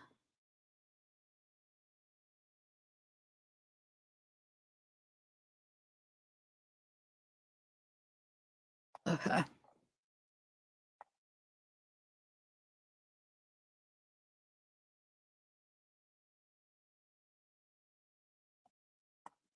How's everybody doing? Are you bored? This stuff is kind of boring, but I had to go over it because. Okay, so 1120 is the next search warrant for who? Hold on. Just so I know who to put. That one's Kaylee's. Okay, so we have the search warrant for Kaylee's was 1120.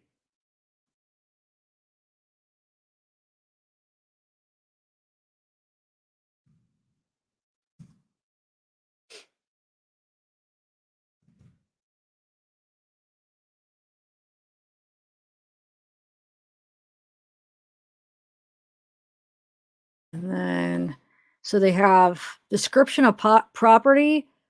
So it's like something Facebook, and then Instagram. So we have, huh.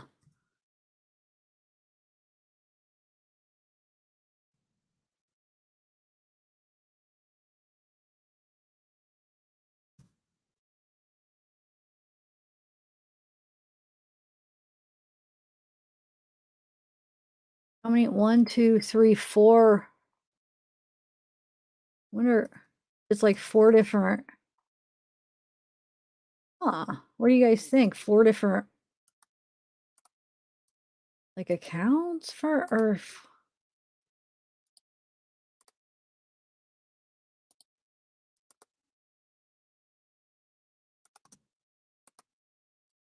so that's Facebook. Oh, I should have done it the same. I'm an idiot. Well, I make things difficult. Okay. And then one Instagram, right?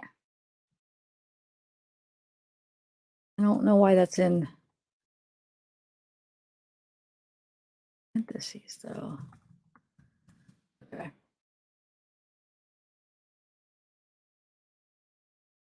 And then here's what the following identifiers. So look, though, look, it says, look how many, these are those 4 names. So it says the premises consist of information related to the crime of homicide on the Facebook accounts of blank, blank, blank, and blank, and Kaylee. So there's the 4, right? But wait, then there should be another one for Kaylee then. Hold on, 1. I think that's a comma, right? Should be 2.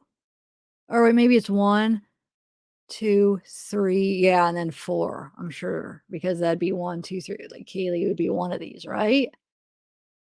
That's kind of interesting. Who are the other accounts?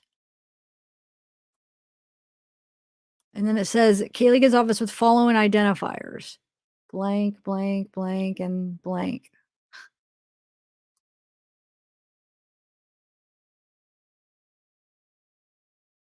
So it says the premises consist of information related to the crime on the Instagram account of Kaylee with the following identifiers. Blank display name is blank. So for the Instagram, it was only Kaylee, but for the Facebook, it was 3 other people. It's kind of interesting to me. Like, who are the 3 other people? Let me see what you guys are saying. Hey, Alyssa. Who else do we got here? Ellie, what up? What up? So wait, what's going on with the DoorDash? Did I miss something? Yeah, Sean, I know. That's crazy. Sugar Magnolia! Yeah, yeah! Bob! D's Creations.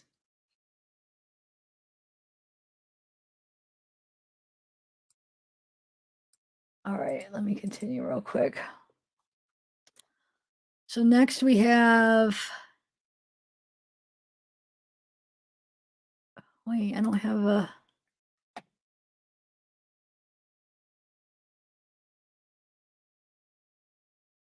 Oh, here's 552.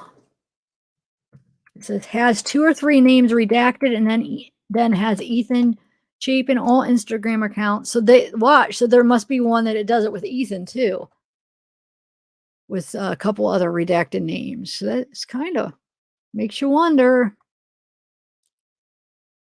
Well, you would hope that they looked into more than one person. You know what I'm saying? That they did their thorough job. That they and it looks like the only person that they found was Brian so far, at least.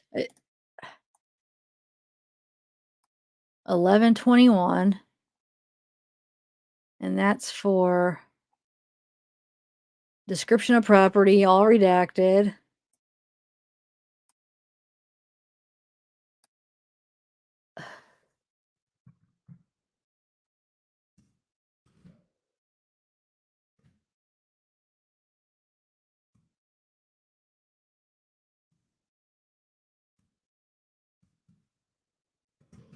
Redacted.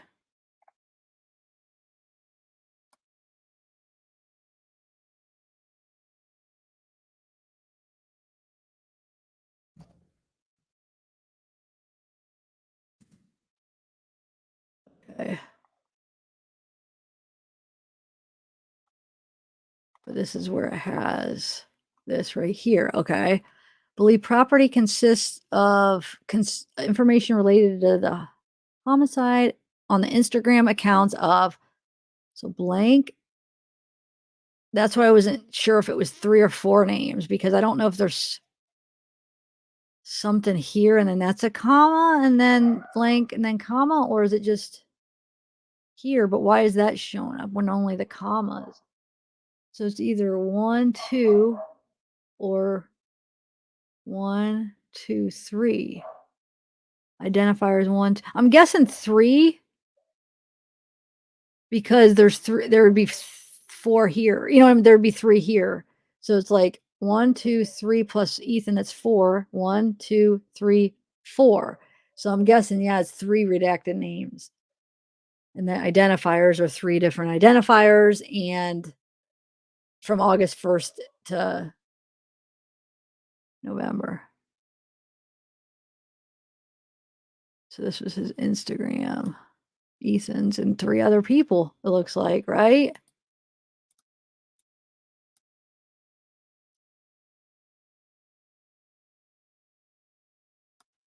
So,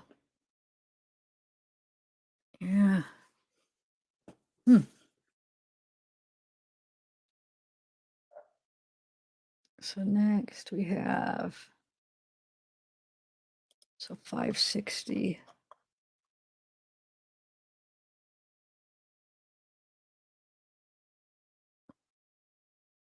How you guys hanging in there? It's 7. Yeah, I know. Oh yeah, times change, guys. How do you guys like that?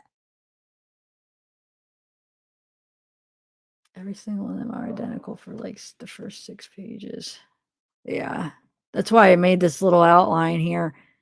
And the only reason I'm going, I should just skip it to my pages, but because I missed a couple things, it makes me nervous because I don't want to if I miss something else. So I'm doing it like this, but it's probably driving you guys crazy this scrolling. But okay, search warrant 19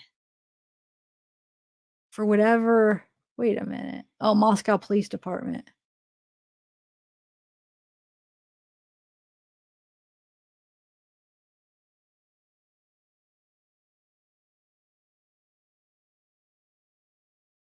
$560.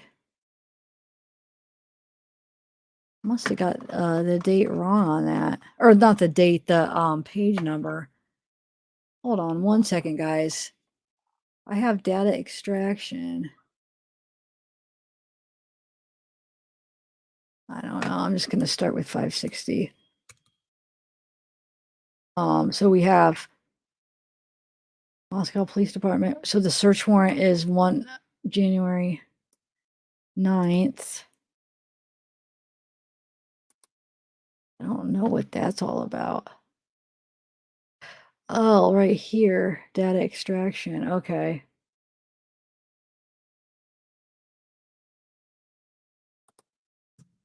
So it's from Moscow Police Department.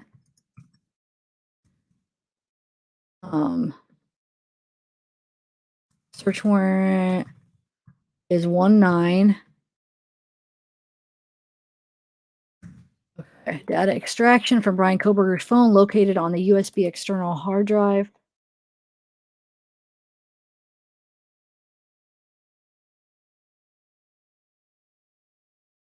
It says property.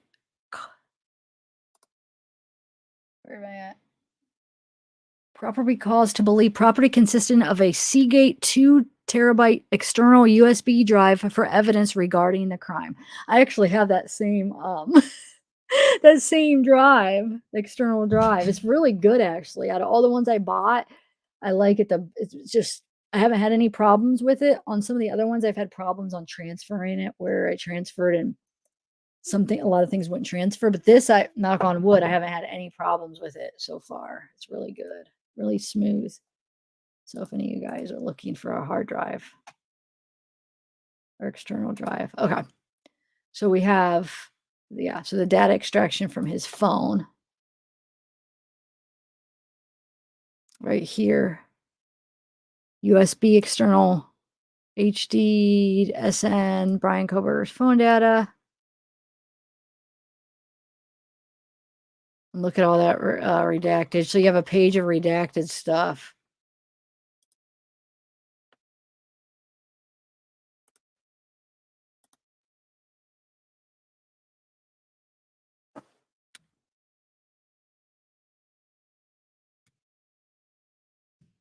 I'll give you guys a chance to talk for a minute. I just want to write this in. So is okay, how many of you guys is there anybody still out there that thinks Brian is innocent? Because I know there's a group of people that do. I mean, there are some people that do, and that's fine. Is there anybody in here that does though?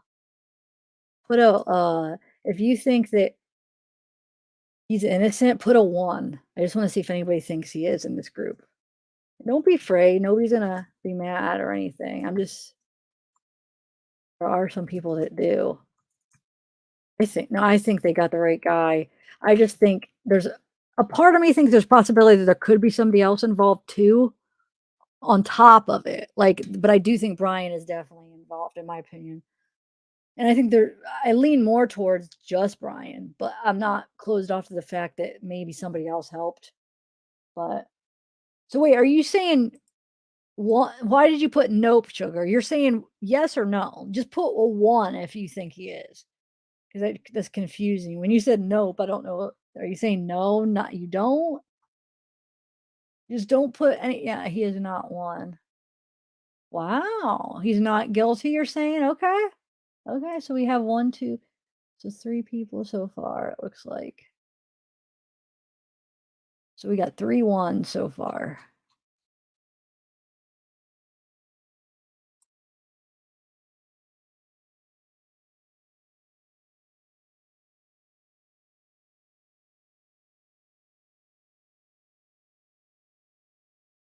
Yeah.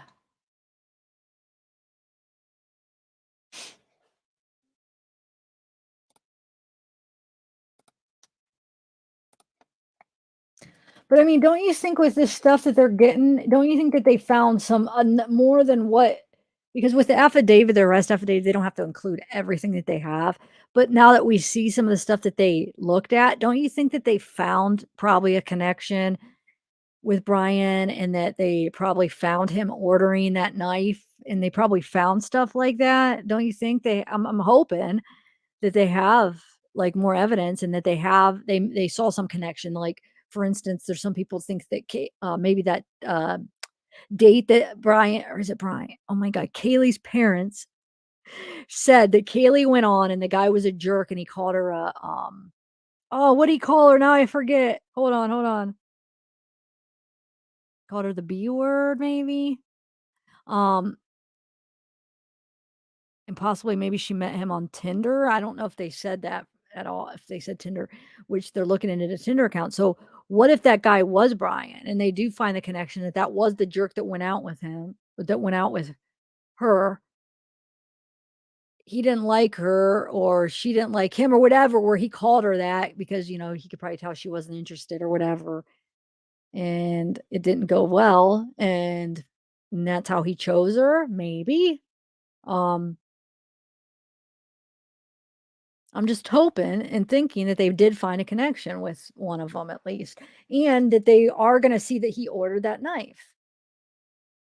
But I know. Oh, wait, what? Crimes, what do you want me to go over? I don't know what you're referring to.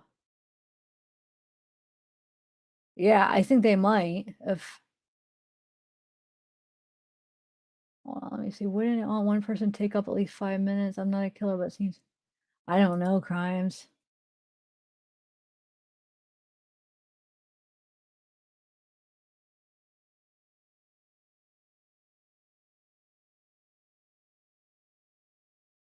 Wait, what, Austin? You guys are I'm lost now.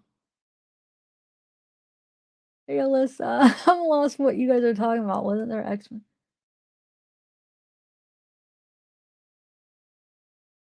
Yeah, I wanted to actually thank you for reminding me. I'm gonna try to find there's not you can't find very much information on that, but I'm gonna see.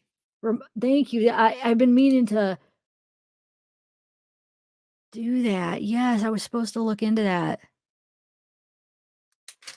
Um, yeah, you're right. There was.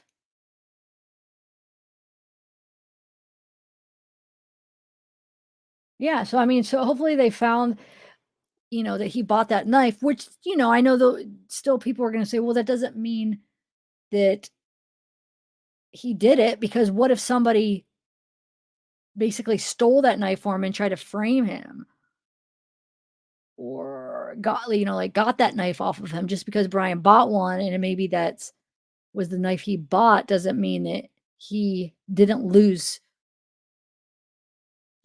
it or get it stolen or gave it away or whatever. So I know there'll still be doubts. But if they could find that he bought it, and if they find a connection, let's say that Kaylee or somebody went out with him, and he was the jerk that was a jerk to her when they went out, they find, the Tinder connection. And then they have the surveillance of the car. I mean, are you guys, will you still not think that he did it or what? Because I still feel like people will still you'll always be able to find, like, exceptions or, like, "Oh, well, no, this could be because of that, so maybe, maybe he didn't." I'm just curious if like, what would it take for you to think that he did it? Would that be enough or no?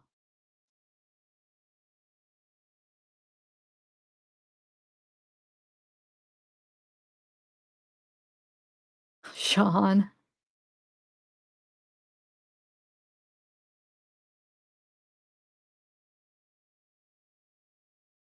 Yeah, what does the psh mean? What is the PSHH? What I mean, what can you guys fill me in? What is that? What's that joke about? 'Cause I see you guys writing it a lot. What does that mean? Hey, Lightning, the way home for Vanished.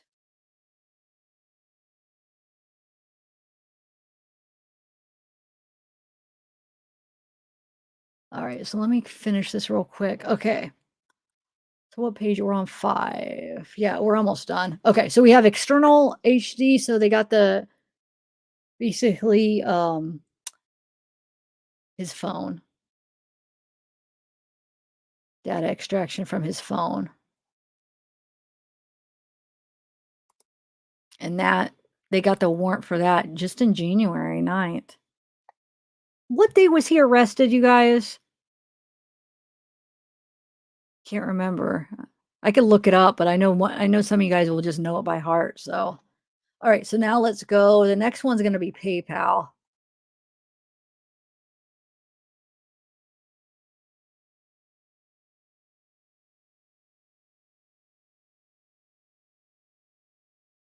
PayPal and Venmo.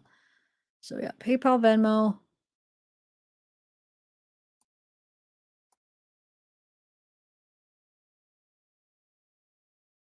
Let me see.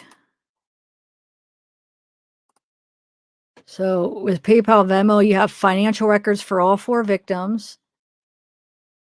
Here, I'll get to it.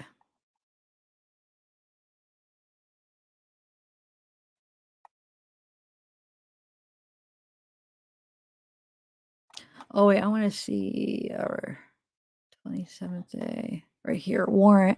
So the PayPal, the warrant was on 11/19. So that was really soon after. So, 6 days after.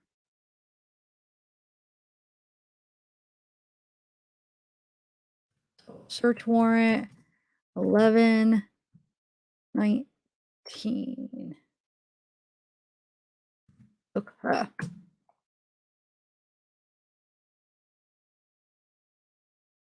Yeah. So here we go, just the financial records for all of them, and then the financial records for 3 with redacted names. So whatever these 3 ones that are all with the financial stuff. Um, so that's interesting that when we find out what those are all about. Let's see. 3 redacted names.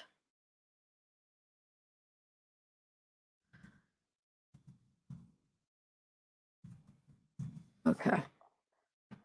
Next we have Reddit. So Reddit, interesting. Oh, hold on. We're still on, sorry, we're still on the Venmo, uh, PayPal, Venmo. So we have all of that stuff, like for the banks and stuff, like the same stuff with the records, video surveillance from transactions, the microform, magnetic recordings, optical recordings, electronic files, photographs, drafts, finished versions, original, all of that good stuff from September 1st to present. So that's this they all did the same dates when it comes to, like, all the financial stuffs. They went back to September 1st for some reason. Like I said, I have no idea how they went to pick these dates on certain things. So certain things they went back to August, a lot of them, and then a lot of all the financial ones, they went back to September, and then you had, like, the K-Bar knife transactions, they went back to January 1st, 2022. For all those, the sales, so I don't know why they just assumed that whoever bought the knife for this murder only bought it less than a year ago, basically. The most they c that no more than a year ago that they bought it. Don't know why they didn't search farther back. Because I mean, how do they know he bought it? Like, he coulda bought it, like, 2 years ago or 3 years ago. Unless if there's maybe. What if there's, like, some kind of serial number on the sheath where you could tell, like, when it was made or something, do you think? Or it was like, "Oh, these ones were made in the last year." Maybe. I'm not sure. What do you guys think? Oh, shoot. Alright, so this is Venmo, 580.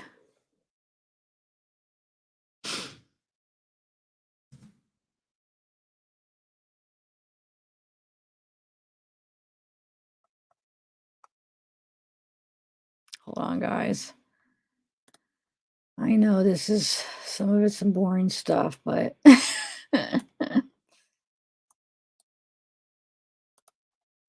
just wanna like, while I'm going through it, I figured, "Hey, I might as well update my stuff," right?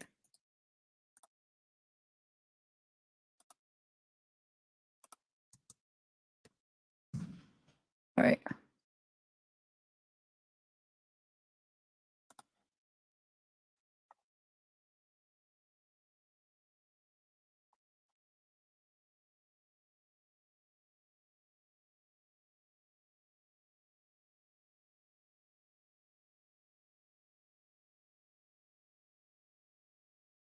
So 589 is where Reddit. Here we go. 589 or 87. Started at 87. Okay. Is Reddit.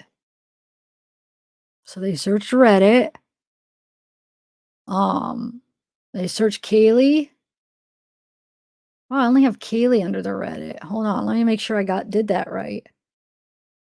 So I don't know why they would only search Kaylee. Well, maybe Kaylee's the only one that had a Reddit account. Let's see. So the search warrant was November 20th.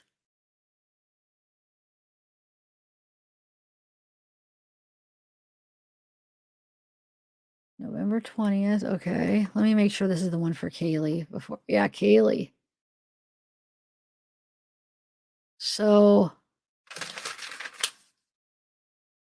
huh.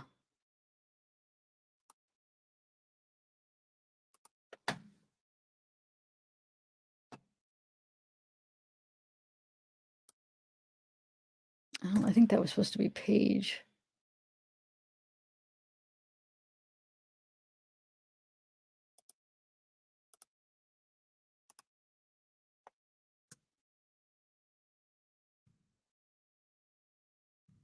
What date did I say? November 20th, right? Oh, this is December 1st. Wait a minute. I obtained a search warrant. The warrant was served on November. Okay, so no, so November 20th. Hopefully I did those other ones right. I did the when they got it rather than when it was served, because I want to know like when did they were aware where they're like, oh, we need to look into this. So November 20th, Kaylee. Yeah, I'll come and get them. Yeah, yeah. Okay, so Kaylee, description of property. So we have that.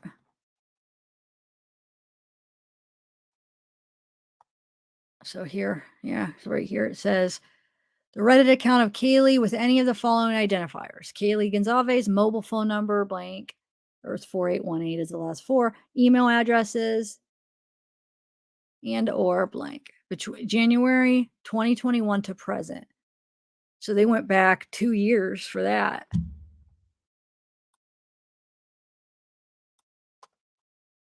So yeah, they look at like subscriber information,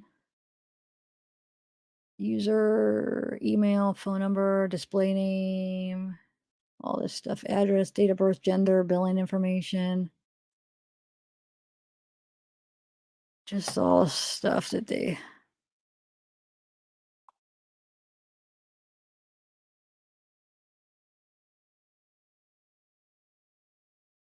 Let me just see if I missed somebody. So all I have down on my notes is that the Kaylee. Yeah, that's Kaylee's the only. She must have been the only one that probably had it read it. I'm guessing. Um.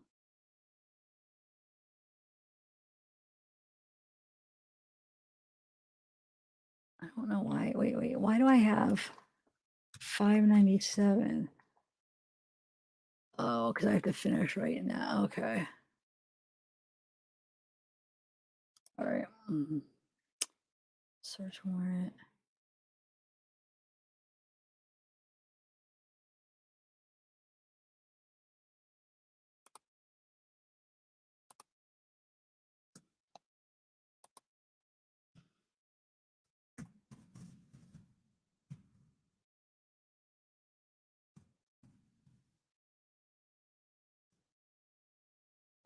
This is my OCD. I have to write this in. It's gonna drive me nuts. Oh lordy, yeah. This just says Kaylee, right? Yeah, Kaylee. That's good. Okay. And then the phone number.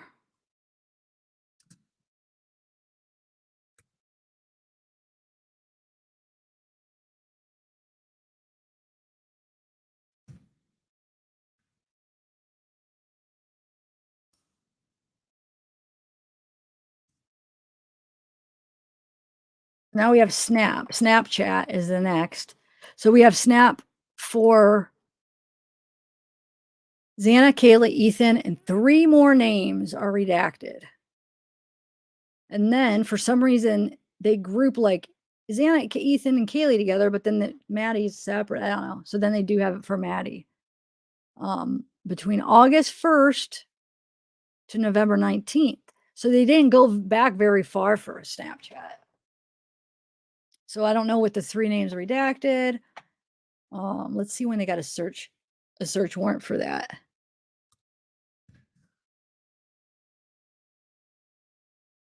Oh yeah, maybe it is just the roommates. Well, it would be Dylan, Bethany. Who would the third roommate be? Oh, that one that's not listed on the, or that's not living there, maybe? Her name never came out, right? Or did it? Or did it get leaked or something?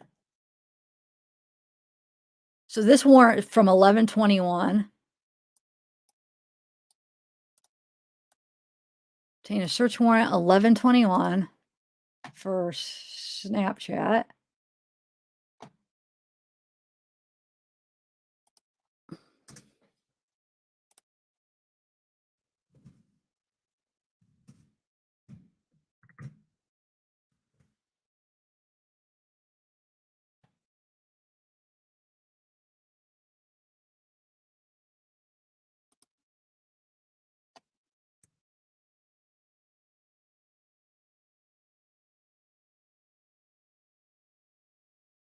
All right, and then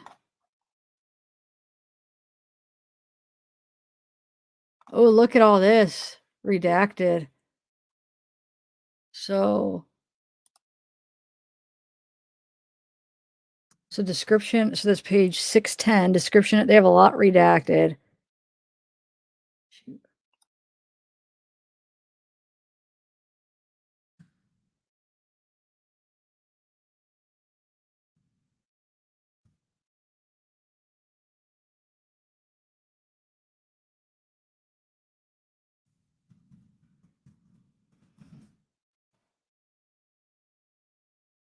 Be like a page and a little bit more that have redacted on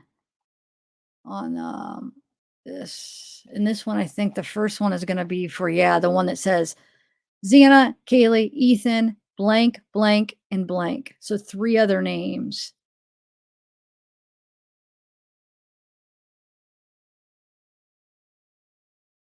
Snap, yeah. With the following identifiers: blank, blank, blank.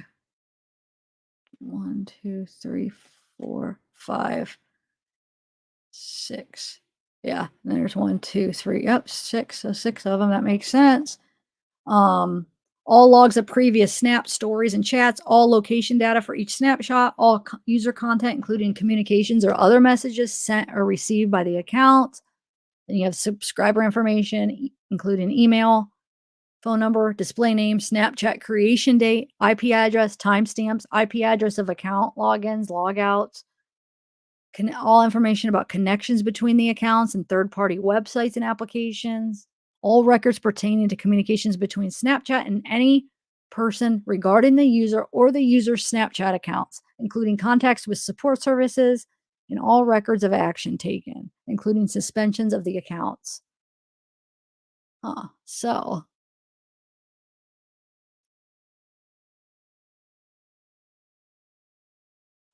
yeah. And then you'll see Maddie's is listed separate for some reason, but maybe they got that warrant later for hers. Let's see what date that they got that for Maddie's. Hold on.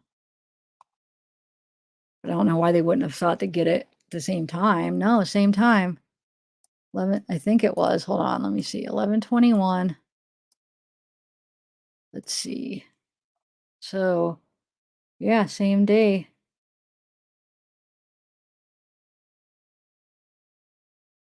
Hmm. 11/21. That's interesting. Why? For Madison.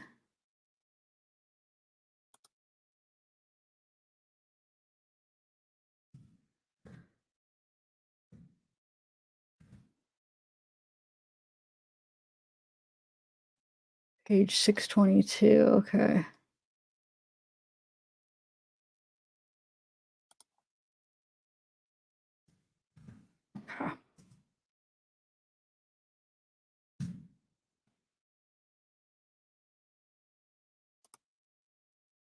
So property redacted.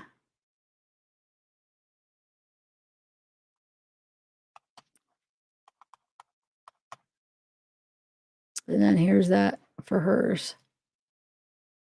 The Morgan with following identifier blank between August 1st, 2022 to November 19th.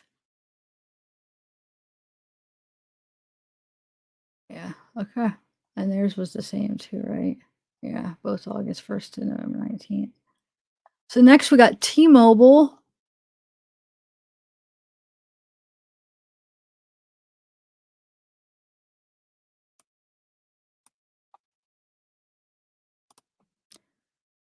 So T-Mobile is the GPS coordinate. So GPS coordinates, the data may contain info of a homicide between November 13th, 2022 from 3 a.m. to 5 a.m. Distance from location 0.50 miles. So half a mile. So they're going out like a half a mile from the location for the coordinates. And August 1st, 2022 to present,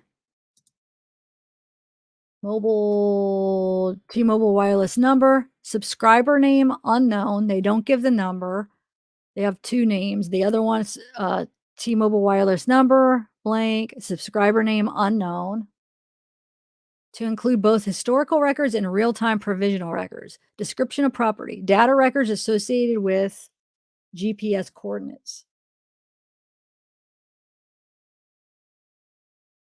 So they're looking at coordinates back from August 1st to present and within a half a mile from the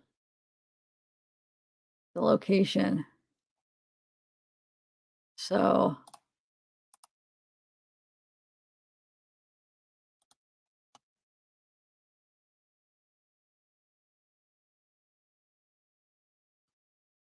your name is long, Mez. I never typed all the way out. I just put Mez. It's so long. Okay, so the search warrant was 1126. Let me put that down on there. 1126 for the GPS coordinates for. So who do you think this is? T-Mobile's, because we know Brian's is AT&T. Who's this T-Mobile, guys? And it looks like there's two numbers, right?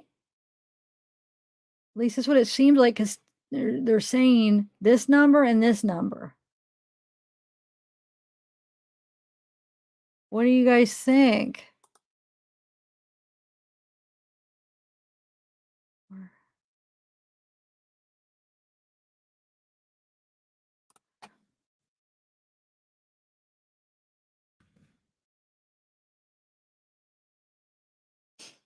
Six, 34.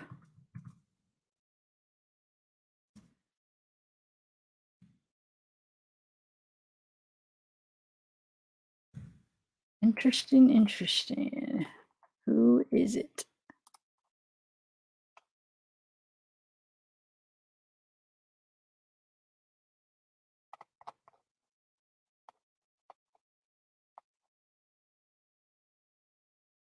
Oh, let me see what you guys are saying. Does anybody know who's T-Mobile?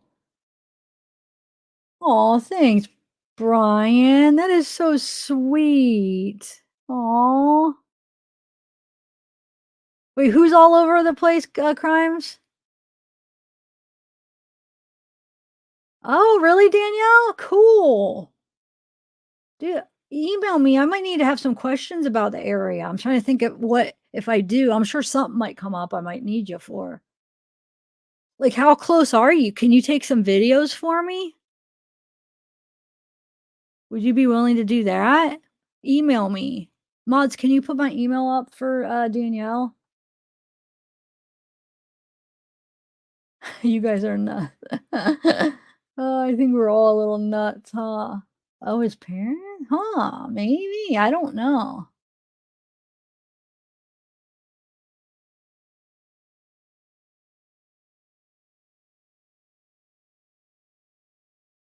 You guys are funny. I'm, like, looking at chat like, "Wow, I'm missing out on a lot. Hey, Kayla."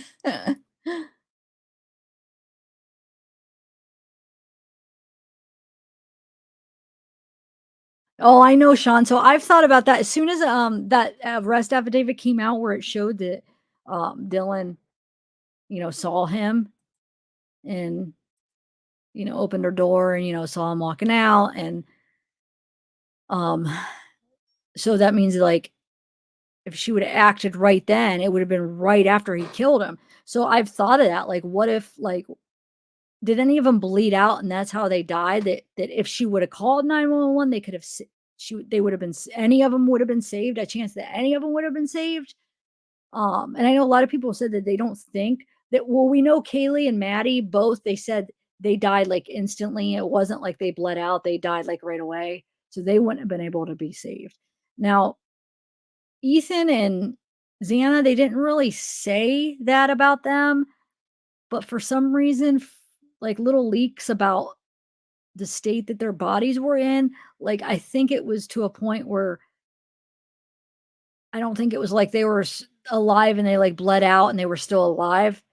It seems like they probably did die, like, right away from the actual like, stabbings and stuff. But I don't know. I mean, that was one of my first thoughts, though. I'm like, "Oh my god, like, we know that Kaylee and Maddie couldn't have been saved, but what if Xana or Ethan could have been? Like, what if they woulda got an ambulance? Would they have been?" Um, but I don't know. What do you guys think? I think hearing about, like, some of their injuries, I don't think they could have been. But it still doesn't make sense. I mean, they still should have you're right, they should have, or she should have. I guess they said Bethany did never she never even went upstairs, which is understandable. I don't know if I would, would you wanna go upstairs? But, like, the next morning when they were found, they said she never saw anything, like, she never went upstairs, she just went outside, so never actually went in and saw anything, so, yeah. Oh, thanks, Ashley. Yay, Tracy. Wait, did you just join, Tracy, and I missed it? I'm happy you are, but and if you just did today and I missed it, welcome to the family. And if it wasn't today, welcome anyway. I feel like that I'm going through these documents, so I'm missing some stuff. So if you did and I just did today and I missed it, Derpstein, what up? What up? I'm scrolling back to see if I did, but it doesn't look like I did, or they could see it. Oh, Sean, thank you. That makes me feel really good. Aw, you're being so sweet. You are so sweet. Um, oh, gifted by Mez. Okay, Mez, thank you. And Tracy, welcome. Yeah, that's right. The gifting doesn't show up on my StreamYard side. I should pull up the YouTube side. All right, let me finish. We're almost done here, guys. So what are we at now? We're at yeah, the T-Mobile. So they got the GPS coordinates for this T-Mobile. So they got it from here we go. Look. Hold on a second. See, that said 0.50 miles, but this one right here is saying 2 miles. Hold on. 634. It must be because look. Let me put 642. Wait, hold on a second. Is it 0.5 miles or 2? I mean, why did up top, the first thing it said point 0.5, remember? And then this is saying 2 miles. So it's saying GPS coordinates, date November 13th, 2022, time 3 a.m. to 5 a.m., distance from location 2 miles, which would make more sense. You would think it would be more than a half a mile. Um, but I don't know why it said that up there. So we have all records, unique device identifiers pertaining to timing, advanced real-time tool, blah, blah, blah, data connections, fine. Okay, GPS. Okay, hold on. Writer required disclose. Okay, unique identifiers for wireless. Yeah. So just the GPS, but not sure why. Oh, because there's a couple different ones. Okay, so here's another one. 3 AM Pacific time. Okay. This one's 5. Oh, okay, so there's 2 different ones. Now, I don't know if that means 2 oh, yeah, it is 2 different phones. We did go over that. Duh. Right here. It is 2 different ones. So one of them, they're going 0.50 miles out from location. The other one, they're doing 2 miles, which that makes absolutely no sense. Because why wouldn't they go the same on each? And why wouldn't they at least go out 2 miles, right? Or if they just wanna go out half a mile, why wouldn't they make it, like, the same? So, hold on, add that in about the 2 miles because I think that's kinda interesting that one so that's 640, that one's 2 miles and one's so 11 search warrant 1126.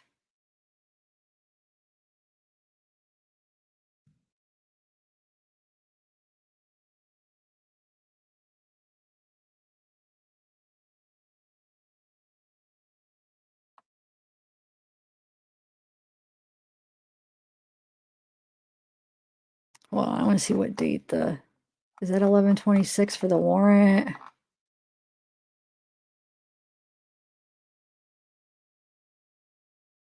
1126, okay, GPS coordinates.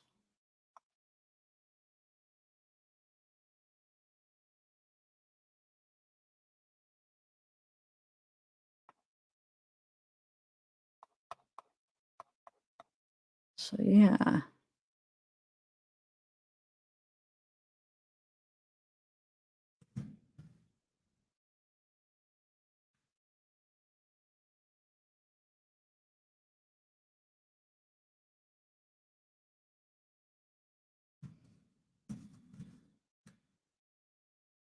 Okay, so it's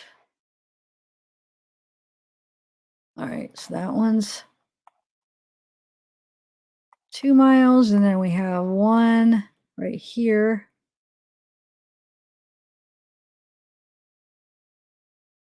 which is 5 miles. Okay, or half a mile, and they're all from.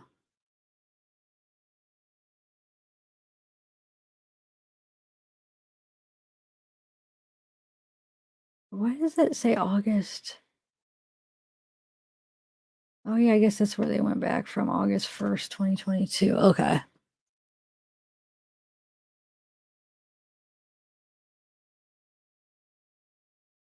So here's where it says the 5 or 0.50. Okay.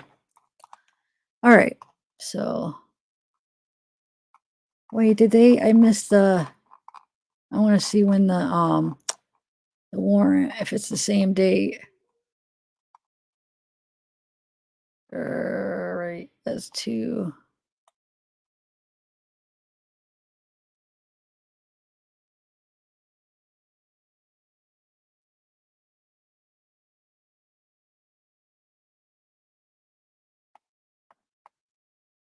No, they don't say. It must just be both the same day. 1126 for the warrant. Okay. So now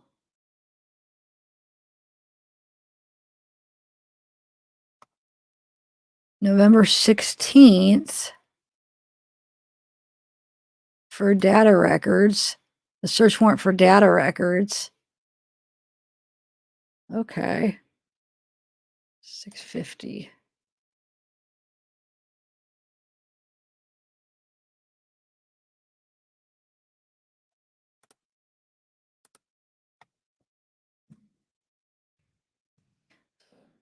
Eleven 16.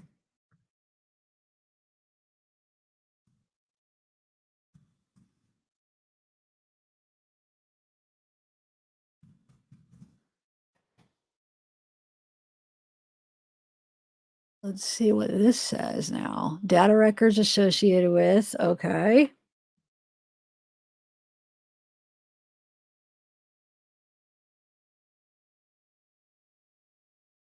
What do you guys think for when we do the next reading? Do you think we should try to do it all in one shot, which would be like at least 4 hours of reading, or break it into two short ones for the Elliot Rogers? I don't know. Like, I feel like once we get to the 3 hour mark, like I'm so tired that like like it's harder to read good, and so I start reading like really bad. I guess we'll just play it by ear, see how we feel. Well, what would you guys prefer? T-Mobile America Records or T-Mobile? Okay, let's see if this. Oh, this is.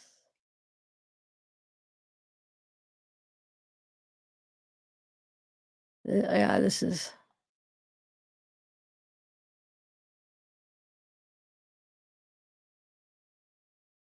the two numbers for the data record. See, for the GPS coordinates though, it's got to be two different ones, right? Because this is the two different ones that I had written down. This is for the data records, which is from T-Mobile, which is a little bit different, it looks like. But for the GPS, it didn't really say, but then it brought up the one that says zero point 0.5 and then 1 2 miles. So it has to be two different, right? It's gotta be. Unless if they got two different like two different ones. One they got, let's see which they did first. Maybe it wasn't far enough, so they did the 2 miles after that. But I think it was all the same date. Let's see, 11/26. I didn't write down the other. Oh, because it didn't say. It looked like they were both 11/26. They just grouped them together for the search warrant date. So it probably is just two numbers for the GPS and the data records. It's gotta be because they brought up two different distances. Okay, so let's go to the next thing. Umpqua Bank, which is in Idaho. It's in Moscow. Um, Description of property, security video at 609 Washington Street, Moscow, Idaho, 8343. Exterior camera surveillance footage from November 12th, 2022 at 9 p.m. to November 13th, 2022 at 12 p.m. So they're looking at exterior camera surveillance. So I'm wondering if it's because is that surveillance, would that pick up the route that maybe he would have taken that they caught to catch him driving for some of the surveillance? Or is it for whoever was going to the bank? Or what do you guys think? Because did Umka, did that was on here before? I'm wondering, did any of them have bank accounts through there? I might have to go back and see. Because didn't we go through Umka before? Bank? Hold on, let me see. I just want to see if any of them have bank accounts, if they checked any financial records on Umka. If not, I wonder if they're just doing this for surveillance to get the surveillance, to see if they could catch the Hyundai. No, they do. Never mind. They have bank accounts there. So, yeah, I guess they're just looking at surveillance. So I wonder if they think that, one of them went there. Because look, it's this date. Hold on. Let me see the date for that first one. Where is it? Umka. Wells. So that day, yeah. September. So they went back for like the information for this, for the financial records and all that, September 1st. Okay. But for this one, this new one, or this one that we're going over now, it's surveillance footage, right? For Umka, but it's only from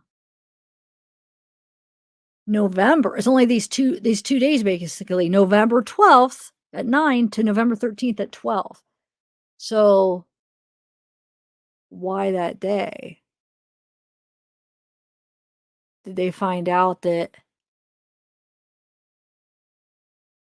one of them went there, at that day or whatever from the other files that they got from transaction history and video surveillance and stuff from all that stuff that they got, that they found out, "Oh, they came this day, so let's look at the surveillance footage."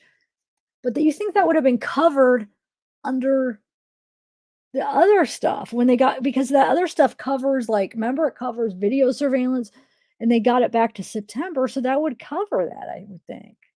Huh. Alright, let's see what date that search warrant was for this to see if it came after the financial stuff.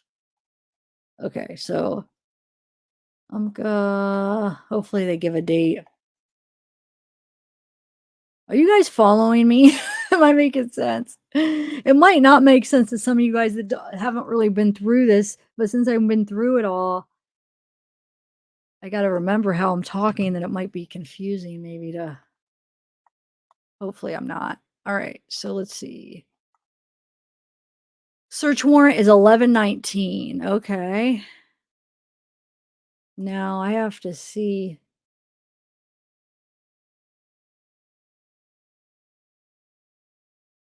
November.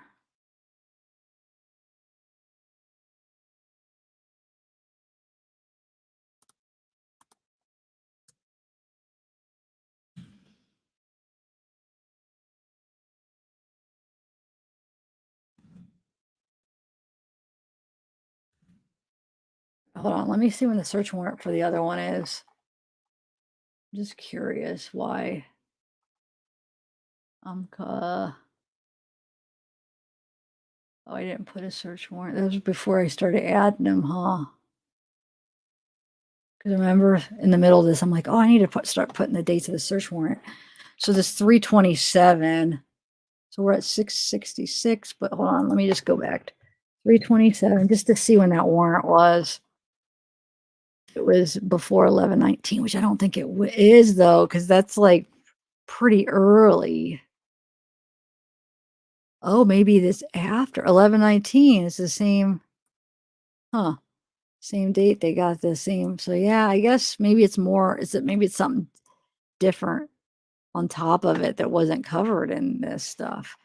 You would think what they requested here would have covered that, though, is what I'm saying. But oh well. Okay, let's go back. We're almost done. So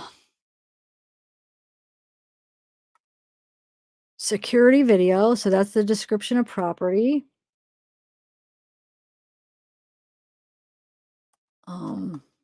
Man, I'm getting hungry too. Yeah, security video at 609 Washington Street. You know what? Let's look that up on GPS. Hold on. Or on Google. See where it's at. Eventually, which I'm probably not gonna do it today because I want to finish this and then get something to eat. But I could see, like, from when they've caught his surveillance of him driving. Let's see if it intersects anything close to this.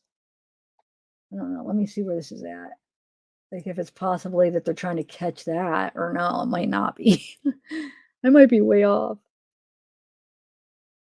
But I just think that if it's had something to do with them coming in and some kind of transaction video surveillance, they would have got it with that other warrant. Washington, hold on, I'm putting it in the other computer, then I'll share my screen. 609 Washington Street, Moscow,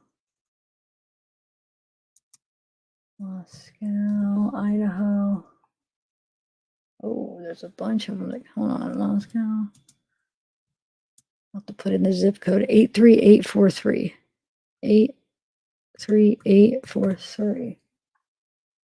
Oh, come on. Why is it? There's 3 different ones. I don't know if it's south. I mean, no, it should just be the regular. One's north, one's south, and then there's one regular. I'm just gonna go with the regular one and see if I see a bank there, maybe. I guess I could just put in Umka Bank too. Yeah, that doesn't look like. Wait, that don't look right. It doesn't look like look, there's no way that there's a bank right there. Hold on.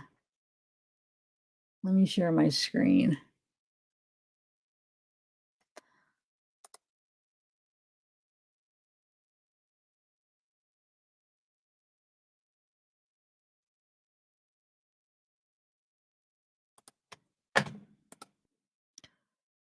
Okay, so this is where it took me. Look.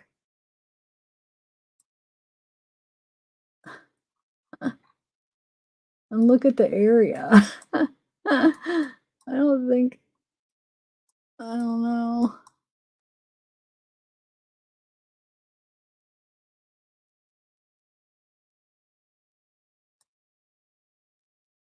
Wait, let's put it in.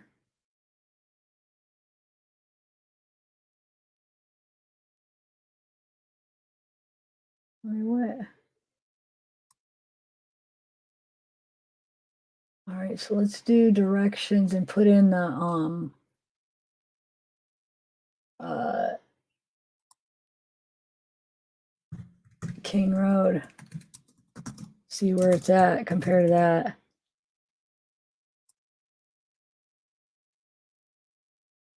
Okay. Did I write the address right? Yeah. Okay. So up here.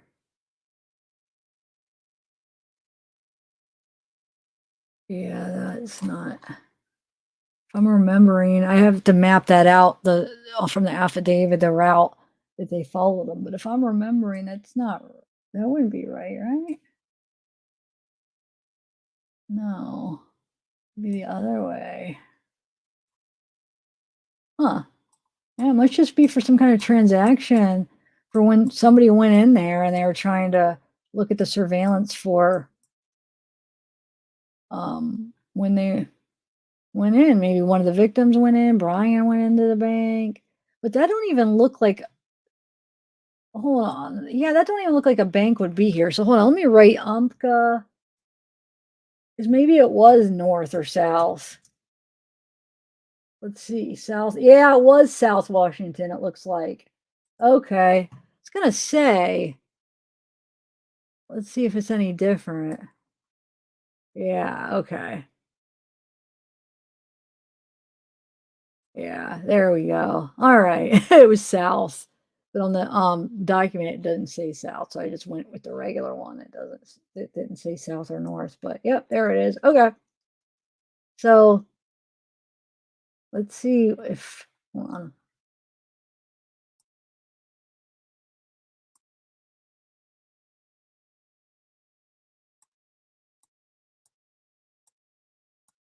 So they're getting the surveillance from this bank.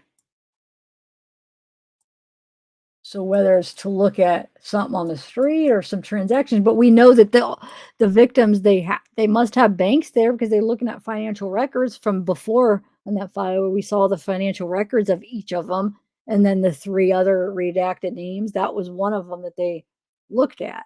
So it looks like they probably do have bank accounts there too. So, huh, all right, well, let's finish this up now.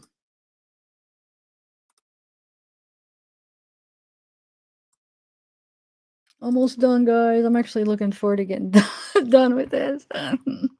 Okay. Um,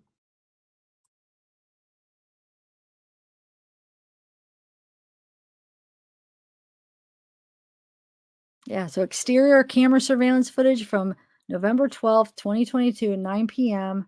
to November 13th, 2022 at 12 p.m. So it's like the reason I was thinking like, oh, is it to catch Brian? Because it's it's like right around it would catch the murder time. So it could either be when he went there for that or when he came back the next day. So I don't know. I have to look at that route, but it doesn't look like it. So exterior camera surveillance just makes you wonder, what are they looking for? What do you guys think they're looking for? Do you guys remember? Like I said, I haven't had a chance to map out the whole thing. I know other people have done it, but I want to do it myself. Where when you go through the affidavit and they're catching like his car and it basically gives you the path that he traveled, but I don't think that would have crossed there, right? From what I'm remembering. I'm remembering a little bit of it, but I haven't done it myself. So, all right, let's see. What do we got? So now we got UPS. So UPS right here is description of property delivery truck video. Any and all video recorded and stored on any delivery trucks that were in Moscow, Idaho between November 6th and November 14th. So I don't know if they're looking for that because they just want more surveillance of the area, where they're trying to even it could be when they were trying to track the white Hyundai, before they had it all tracked. They're trying to track it, like the path that it took. So they're trying to get as much surveillance for that time to track it to see where it went. So getting like delivery truck video could help, right? That's the only thing I'm thinking maybe. It could help like get more eyes on the area, right? What do you guys think? Am I looking at this right or not? Wait, who's going to ER? Is somebody hurt? What's going on? Oh, I hope whoever's sick is okay. Hmm. All right, let me see when this surveillance or when the warrant. So this warrant was 12/2 is when they obtained this warrant. 676. 676.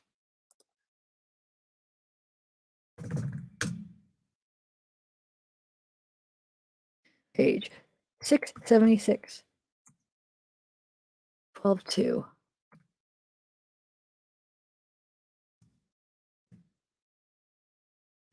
Okay.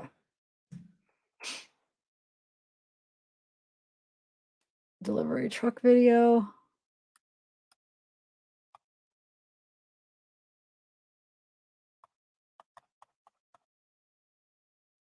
I already read that. For all the recorded, stored any delivery trucks that were in Moscow.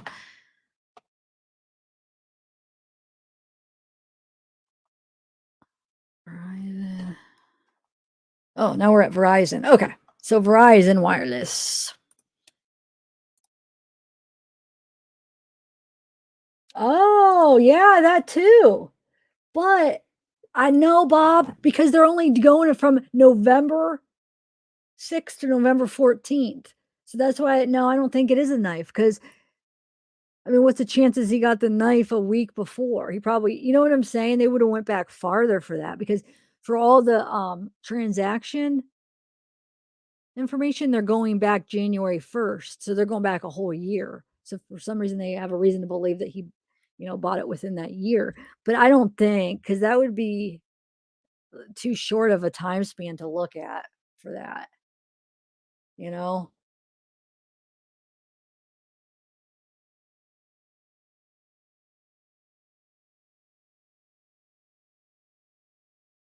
All right, where am I at here? Oh yeah, Verizon. So description of property, GPS coordinates. So we know Brian has AT&T. Who has Verizon that they're getting coordinates of Verizon? November 13th, 2022 from 3 a.m. to 5 a.m. That's what I'm saying. Since these are just warrants, they probably were checking different people and then they cleared them, right? Wouldn't that be in this information? It would all be in here for all their warrants, right? Regardless if it's something that they ended up finding or not, right? Wouldn't they include it? So let's say like for Jake, the boy, the ex-boyfriend, the boyfriend, just to see to make sure they would have got the warrant. Well, you think they would have just gave it willingly, but I don't know. Let's say they got a warrant for it because they have to clear him, right? Would that be in? That would be in this stuff, everything that they got. They wouldn't just be like, "Oh, we're just gonna list the stuff that we got that we found stuff." Aren't they gonna list all the warrants that they got? But I would think the boyfriends would have willingly gave that stuff though, so they wouldn't have needed a warrant, right? So maybe it's not the boyfriends, but it says so. There's three. What three wireless Verizon wireless numbers, unknown. The subscriber names are unknown. They went back August 1st to present, and it's just GPS coordinates for that time. So, yeah, that's what I'm thinking too. But the whole thing is who is it though? Like, I'm still curious who they looked at. Maybe the hoodie guy. Um, the boyfriends, I would just think they would have just gave it freely. I would think probably. Um, but yeah, I mean, you would hope that you would see like at least a few people that they looked into to make sure they could clear them. So it's actually good that they're at least checking some other people, right? But it just makes you wonder who it is because we're nosy and we want to know everything, right? Not nosy, we just like to know everything about the cases. So, but anyway, so it includes both historical records and real time provisional records. Then we got Walmart stores. Description of property. So we have the K-bar sheath and knife.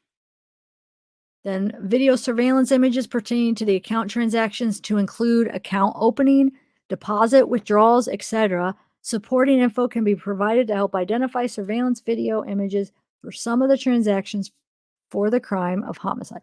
See, I don't understand Walmart that they're okay. This is Walmart surveillance pertaining to account transactions, account opening, deposit withdrawals. I mean, what are you going to be doing all that at Walmart? What accounts are you going to open at Walmart? Related to the sales of the following items.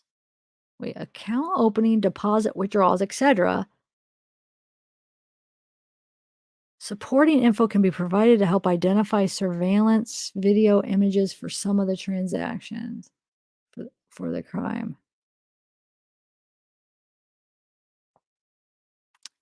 In the possession or control of Walmart related to the sales of the following items. I mean, I get that, the sales for the period of January 1st, 2022 to present. And then you have the sheath and the knife. But I don't understand this whole account transactions and yeah, but yeah, so that's that. Um, hold on, let me just scroll down.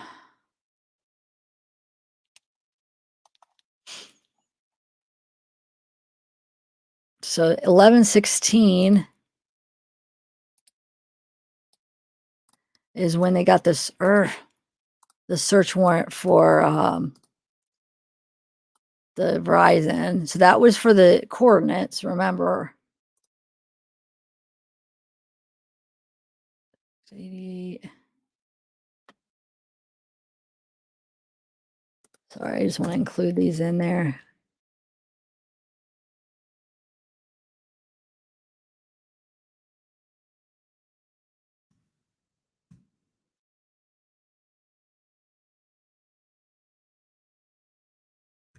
Okay.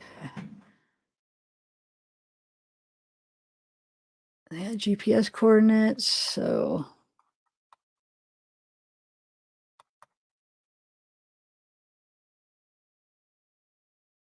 oh, ooh, cool. I didn't I'm glad I did look. I forgot to put that in there. So for the Verizon GPS coordinates, oh no, I had it. Why didn't I read that? I had it in mine right here. I somehow skipped over that. So it's GPS coordinates November 13th, 3 a.m. to 5 a.m. Distance from location 0.50 miles. So half a mile again for this. Description of property, data records associated with blank. So that's redacted. Including any messages, records, files, logs, or info that have been deleted but are still available to the service provider or have been preserved for the time period August 1st to present. And then, yeah, the 3 Verizon numbers and unknown names. Somehow I missed that chunk. Sorry, guys.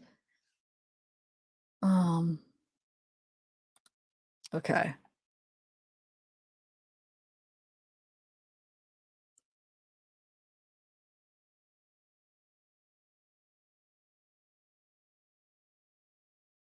Location during the following listed dates, times, and geography. Okay. So now we'll go back to where were we at? Walmart. Yeah. So Walmart is 710.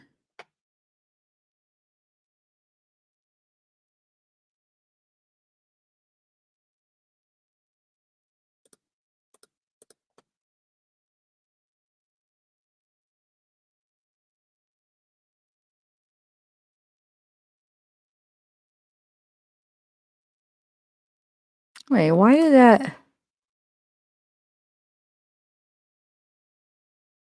16? I thought I highlighted that. It's not, huh?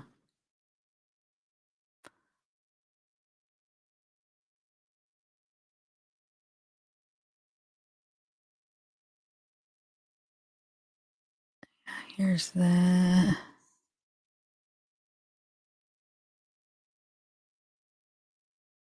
Yeah, here's some of the stuff though for the historical records and real-time provisional records.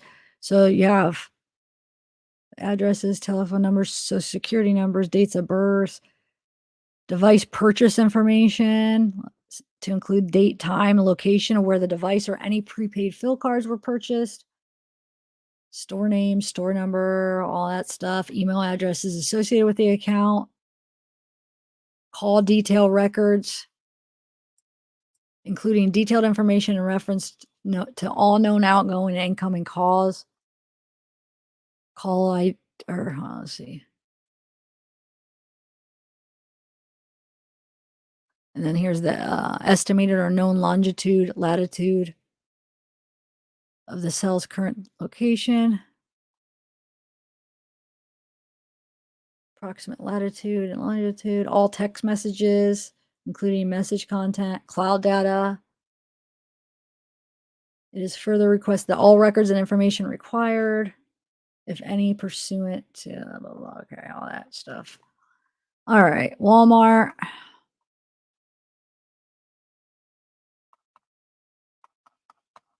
My eyes are burning for some reason. Okay, 1121. Why does it keep doing that? Okay, 1121 is Walmart. 15.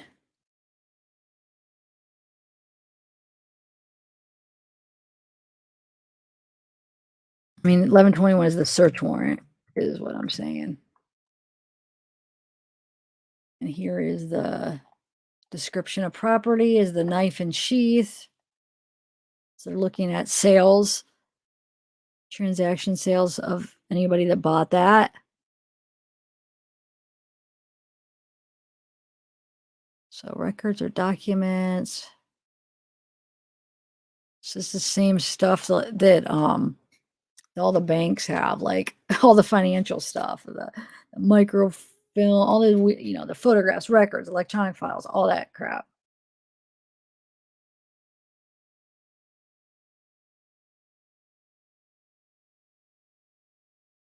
Yeah. So, wait, hold on. What do I have? Okay, image, video surveillance images, images pertaining to the account transaction. Oh yeah, that's what I already read. All that opening an account, deposit withdrawals. Okay, so let's go to Yahoo. So that's for the knife history or transactions. They're going back to January 1st of 2022. So it's like a year.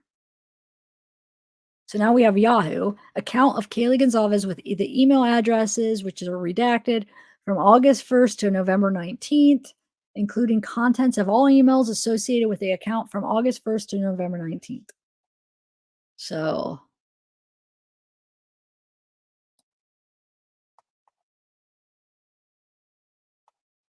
I don't know if that's Yahoo 728.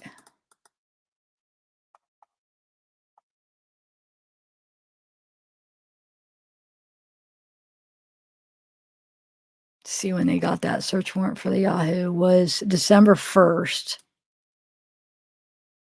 December 1st. 3.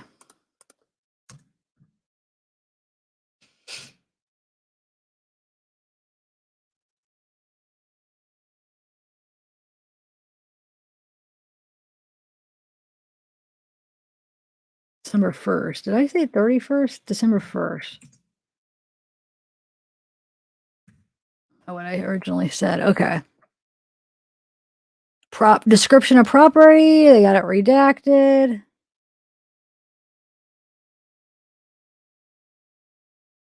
This is Yahoo.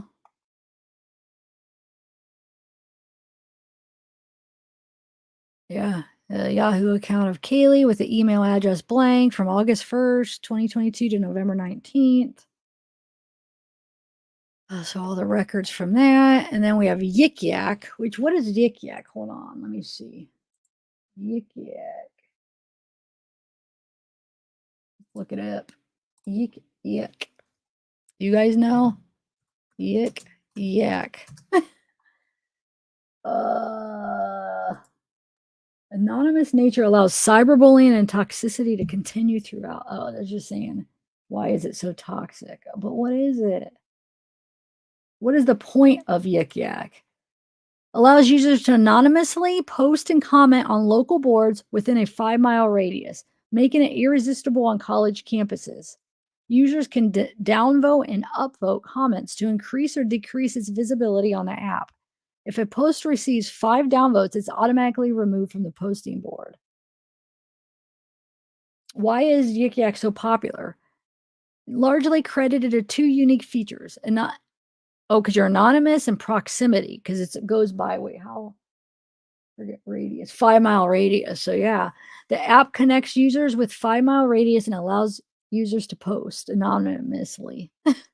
Users can yeah, I just read the same stuff. Okay. Oh, it's saying it might not be as anonymous as and as strong as students think. Yeah, because if they're getting warrants and they're supposed to be anonymous and they're able to get information, well, I guess, I mean, if you're law enforcement, it would probably be, it's obviously different. You have more power, but it says since any post they make can be traced back to the phone number they added when creating their Yik Yak account. So it's not as anonymous. You can be traced back, I guess, or you can.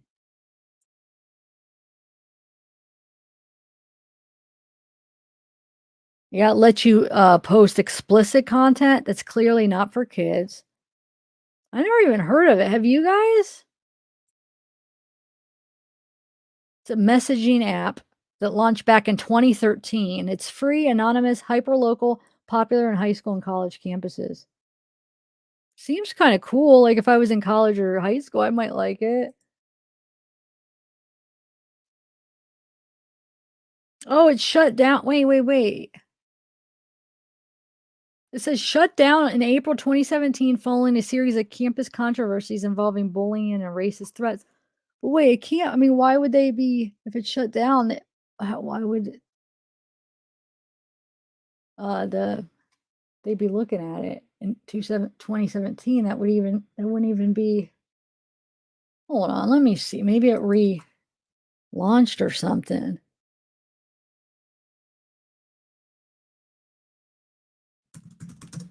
Huh. Oh, February 2021, an unnamed team purchased the rights to the Yik Yak brand from Block Incorporated. Wait, what was Block again? Block was Cash App, right? Or what was Block? Remember Block? We were like, I think it's the Cash App. The Cash App's under Block. I mean, I think they have more than that, but it's Cash App is owned by Block, right? On August 15th, Yik Yak announced it would be making a comeback. Okay. Via their social media channels. They relaunched the app and has been available for download on iOS since August 2021. Okay, there we go. So it made a big comeback. All right, hold on, I'll make it bigger once I find the page that I'm just making sure I didn't miss anything. Oh, so here, Yik Yak. Yik Yak account of Brian Koberger with any of the following identifiers: email addresses, 5 redacted, 5 of them are redacted, 1 phone number, and 1 IMEI. Generated June 1st, 2022 to present. So they're looking at Brian's Yik Yak account. And then there's 5 redacted. So hold on, let me get to it. Like I said, I'll make it bigger once I get to the page, but it makes me be able to go through it quicker. Okay, hold on. Search warrant, January 25th, 7:46. Okay.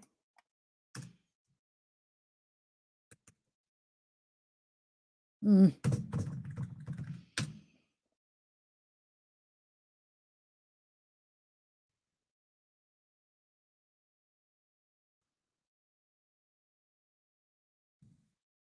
When was it? Oh, I'm already forgetting. January 25th.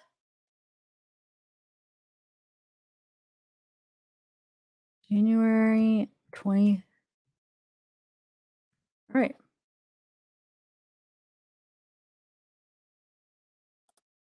Let's see here. Look at all this.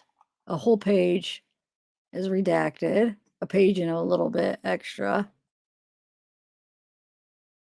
Mm.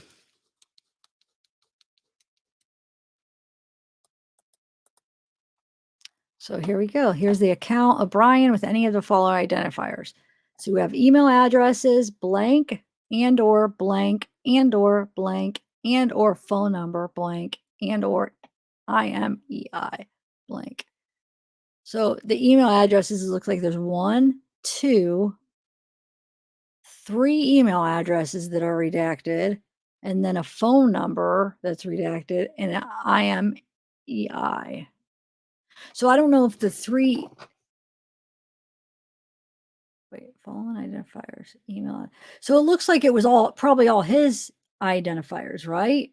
So it's Brian Koberger's Yik Yak account with 3 email addresses that maybe are connected to it through him, is what it looks like, right? So maybe he had 3 email addresses he somehow is connected with to Yik Yak, and then there's a phone number and an IMEI is how I'm looking at it, I think, right?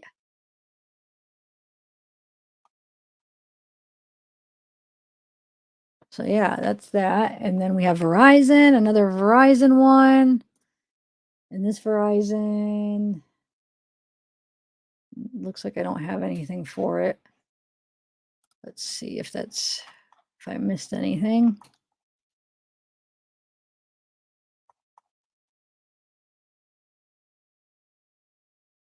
No, they don't really have any information on that.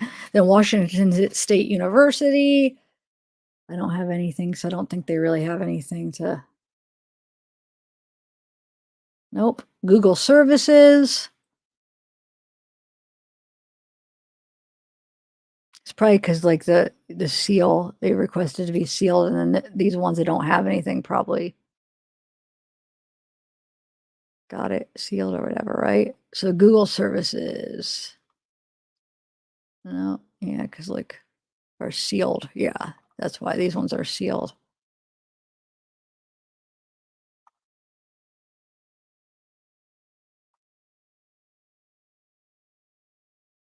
Yeah.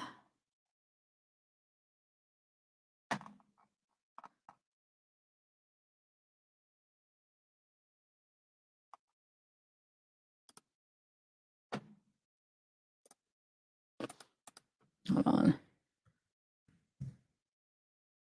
See if the ones that have stuff say the same thing. No. Okay. So yeah. So all those ones that don't have anything is because then it says they are sealed. And then these ones. Yeah. All right. So what do you guys think? I feel like it creates more questions than answers. In my opinion. Why is that? Oh, I have to get that wire. All right, hold on. Let me take this down. No, no, no, no. there I am. Okay. So what's up, guys? What do you guys think? Wait, who's being a perf? Oh, thanks, Sean. Ooh, hold on a second. Oh man.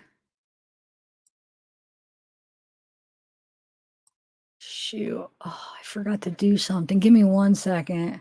Gosh darn it. I'm an idiot.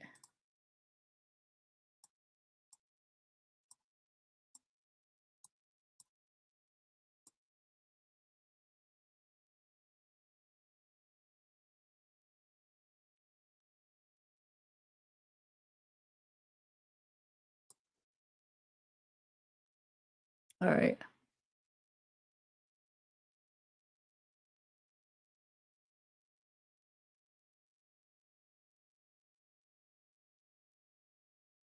Okay. So anyway, what did you guys think? Any comments on?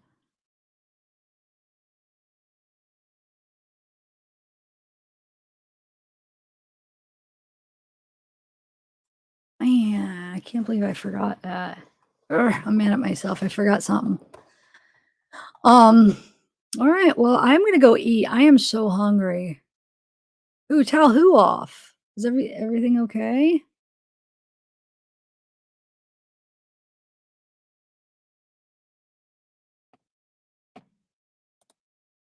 To redact these.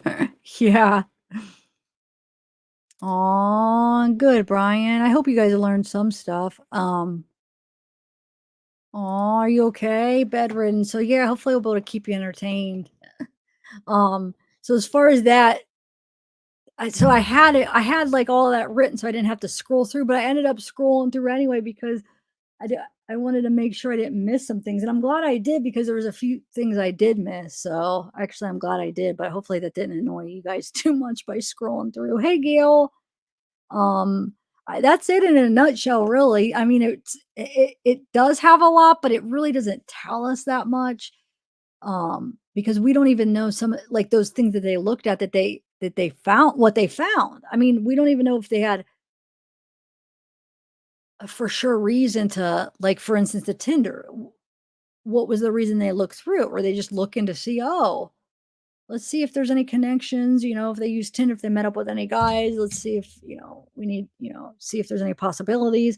And then when they connected it to Brian, oh, let's look at Brian's and see if they had any connections.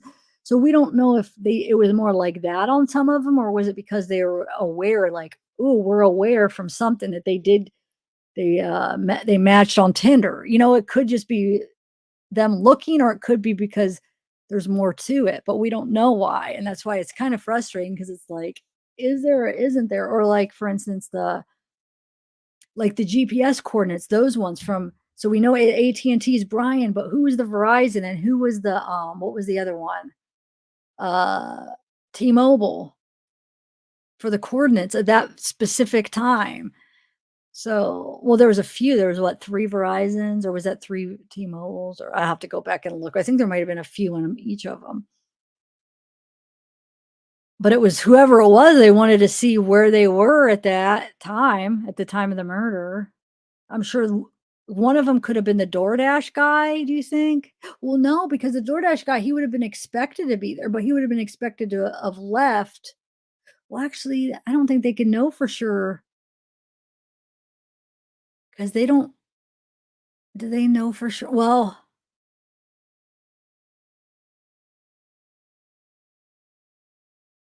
like before that they track Brian's or the Honda. I don't know. It's tricky, but especially updates info is returned from warrants to dates. New warrants are issued for more info. Visual aligning updates info is returned from warrants. Yeah, I could possibly, yeah. I mean, now that I have it pretty much all, a lot of it, like all kind of like written out, it shouldn't be that hard. Oh, wow. Wait, what? So I missed what did you have surgery on? Oh, wow. Hey, Unsolved. Ashley.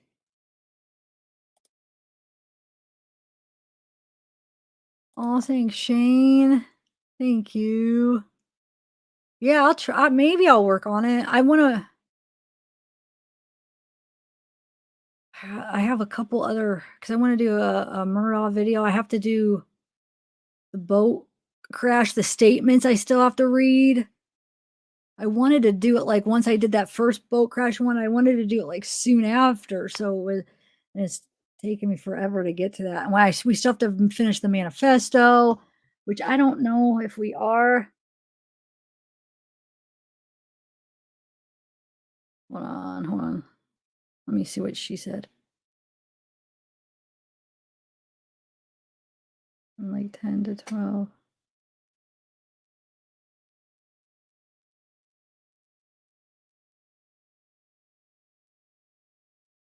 I don't know, guys. I'll let you know. Keep your eyes open. We're possibly going to do a reading tonight, but not for sure. But if we don't do it tonight, we're going to do it like tomorrow or the next day because we are going to do it soon. I'm going to eat, see how I feel. I'm not sure though. I ever read? Yeah. All right, guys. Bye, everybody. Thanks for hanging. Wait. I have the connection for the 79 pages. Wait, do you have a connection for the 79 pages? What do you mean? I don't know what you mean. Unsolved cases. What 79 pages?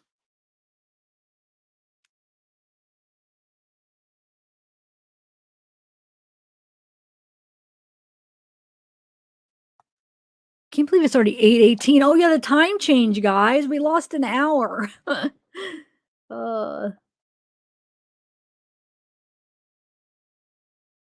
right, guys. Bye, everybody.